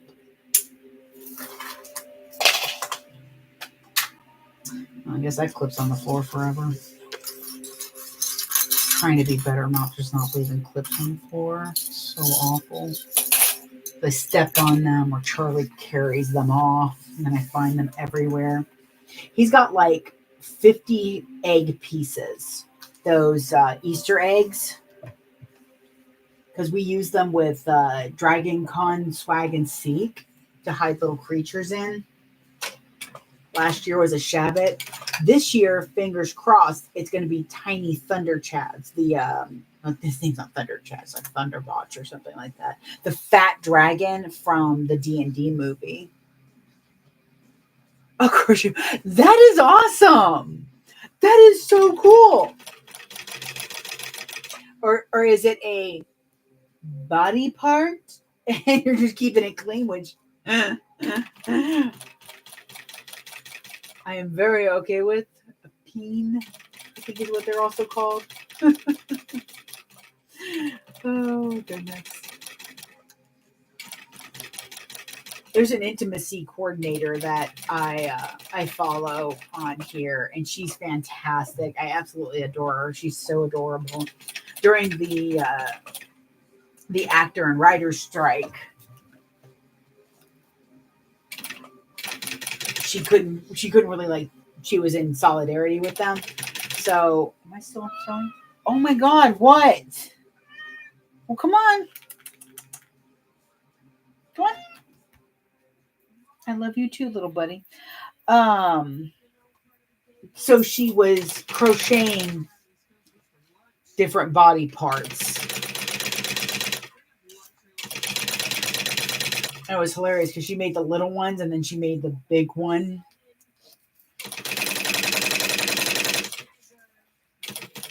Like, I do feel bad. My heart goes out to fiber artists like that, because everybody's always like, all you're doing is sitting there and playing with yarn. And they get a lot of flack, like even more than bag makers. If we're being honest, they get a lot of flack for their prices. And I'm like, if you haven't sat down and made this, you have no idea what it takes. Right. So I am going to do a double zipper pull, but first, oh yeah, just scared myself because I've got a mark here. It's like, oh my God, did I sew the wrong side? I think it's time for lunch. I have no idea what I'm having for lunch, but it might be time for lunch. Let me do this first. So I am going to do a double zipper, but first I'm going to put the panels together and then trim them down to match the size of the gusset. But now we come to the fun where I have to make sure that they're going to line up. This side's a little high. Because what I'll do is then mark it. Left side. It's a little high. What I'll do is I'll mark it then that I'm happy with that. No, that's not what I wanted. That might be it. This way I can just put them on real quick after I trim them. So why is that one longer over there? But that is, actually that works. Okay, there we go. There's the zipper panel so far. So obviously it is too wide. Well, not obvious to you. Hold on. Let me get my gusset. I'm going to need this stuff anyways. Thankfully, I've already got my pockets done. I do those first. Okay, so that goes there. Those go right there. So I go, oh yeah, I have pockets. Okay, so it is a smidge wider. You can see just a little bit on the side. It looks like about an eighth. Yes, mister. What is going on with you today? Hi. Hey. I love you too, little buddy. Oh. I think I lost, the hell happened there? Yeah, I lost Instagram. It does that. That's fine. That's fine, isn't it, sir? That's really not for your face. How about you entertain everybody while I trim this real quick?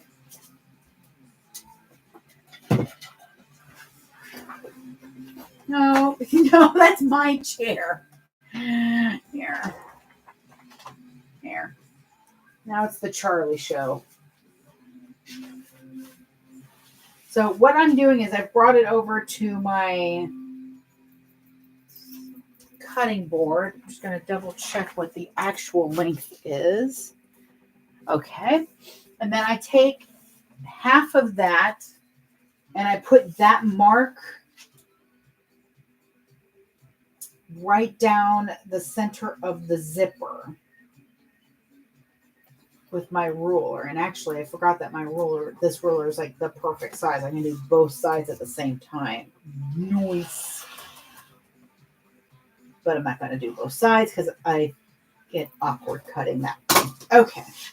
So I trim one side and then I flip it over and then it should match up nicely. Should be the operative word.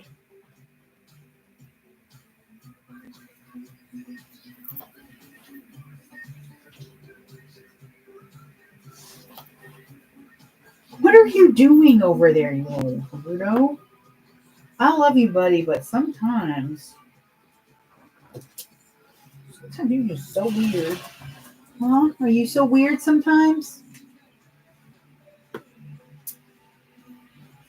This will help you to get a nice straight zipper panel too. Okay. Hey, I need my chair. Yeah? Oh, come here. Stretchy kitty.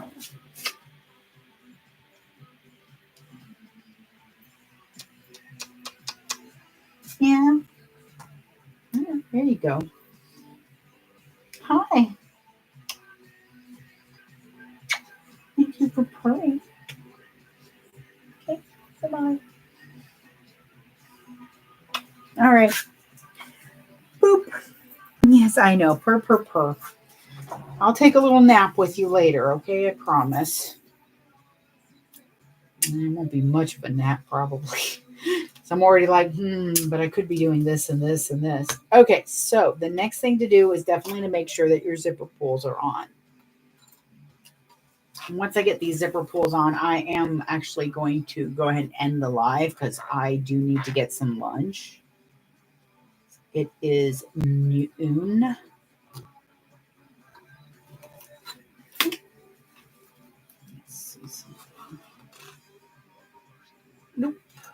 Nope, that is definitely not right.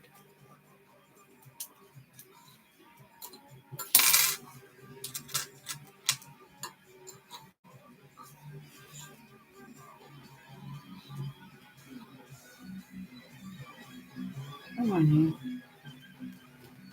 That might be too much. Let's see. Nope, that was too much. Okay, so we lost probably.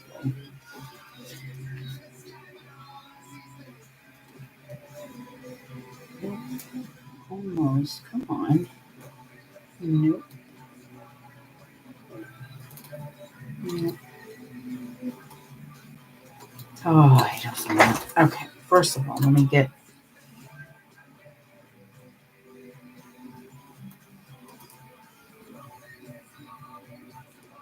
There we go. That should be right. There it is. Okay. So I do try. Where's my other zipper pull? I do try to take note of how the zipper teeth are laying at the end because that will help you. Box. That will help you with putting your zipper on and not having a bump. Especially when you work really hard to get a nice straight zipper. You kind of want it to go just as well. So like I've got 2 teeth above on the right hand side. So I need to make sure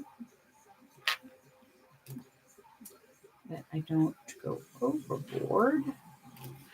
2 teeth. Is that right? Yes. 2 zippers are a little forgiving for it, but having them match up before they meet is the better way to go. So sadly, I must go feed the hunger that is my stomach. But thank you everybody for stopping by, and I will see you later. Bye. And I will also see y'all later as soon as I figure out how to do this. So Saturday, hopefully Saturday has a better camera. So thank you again for joining me, and bye.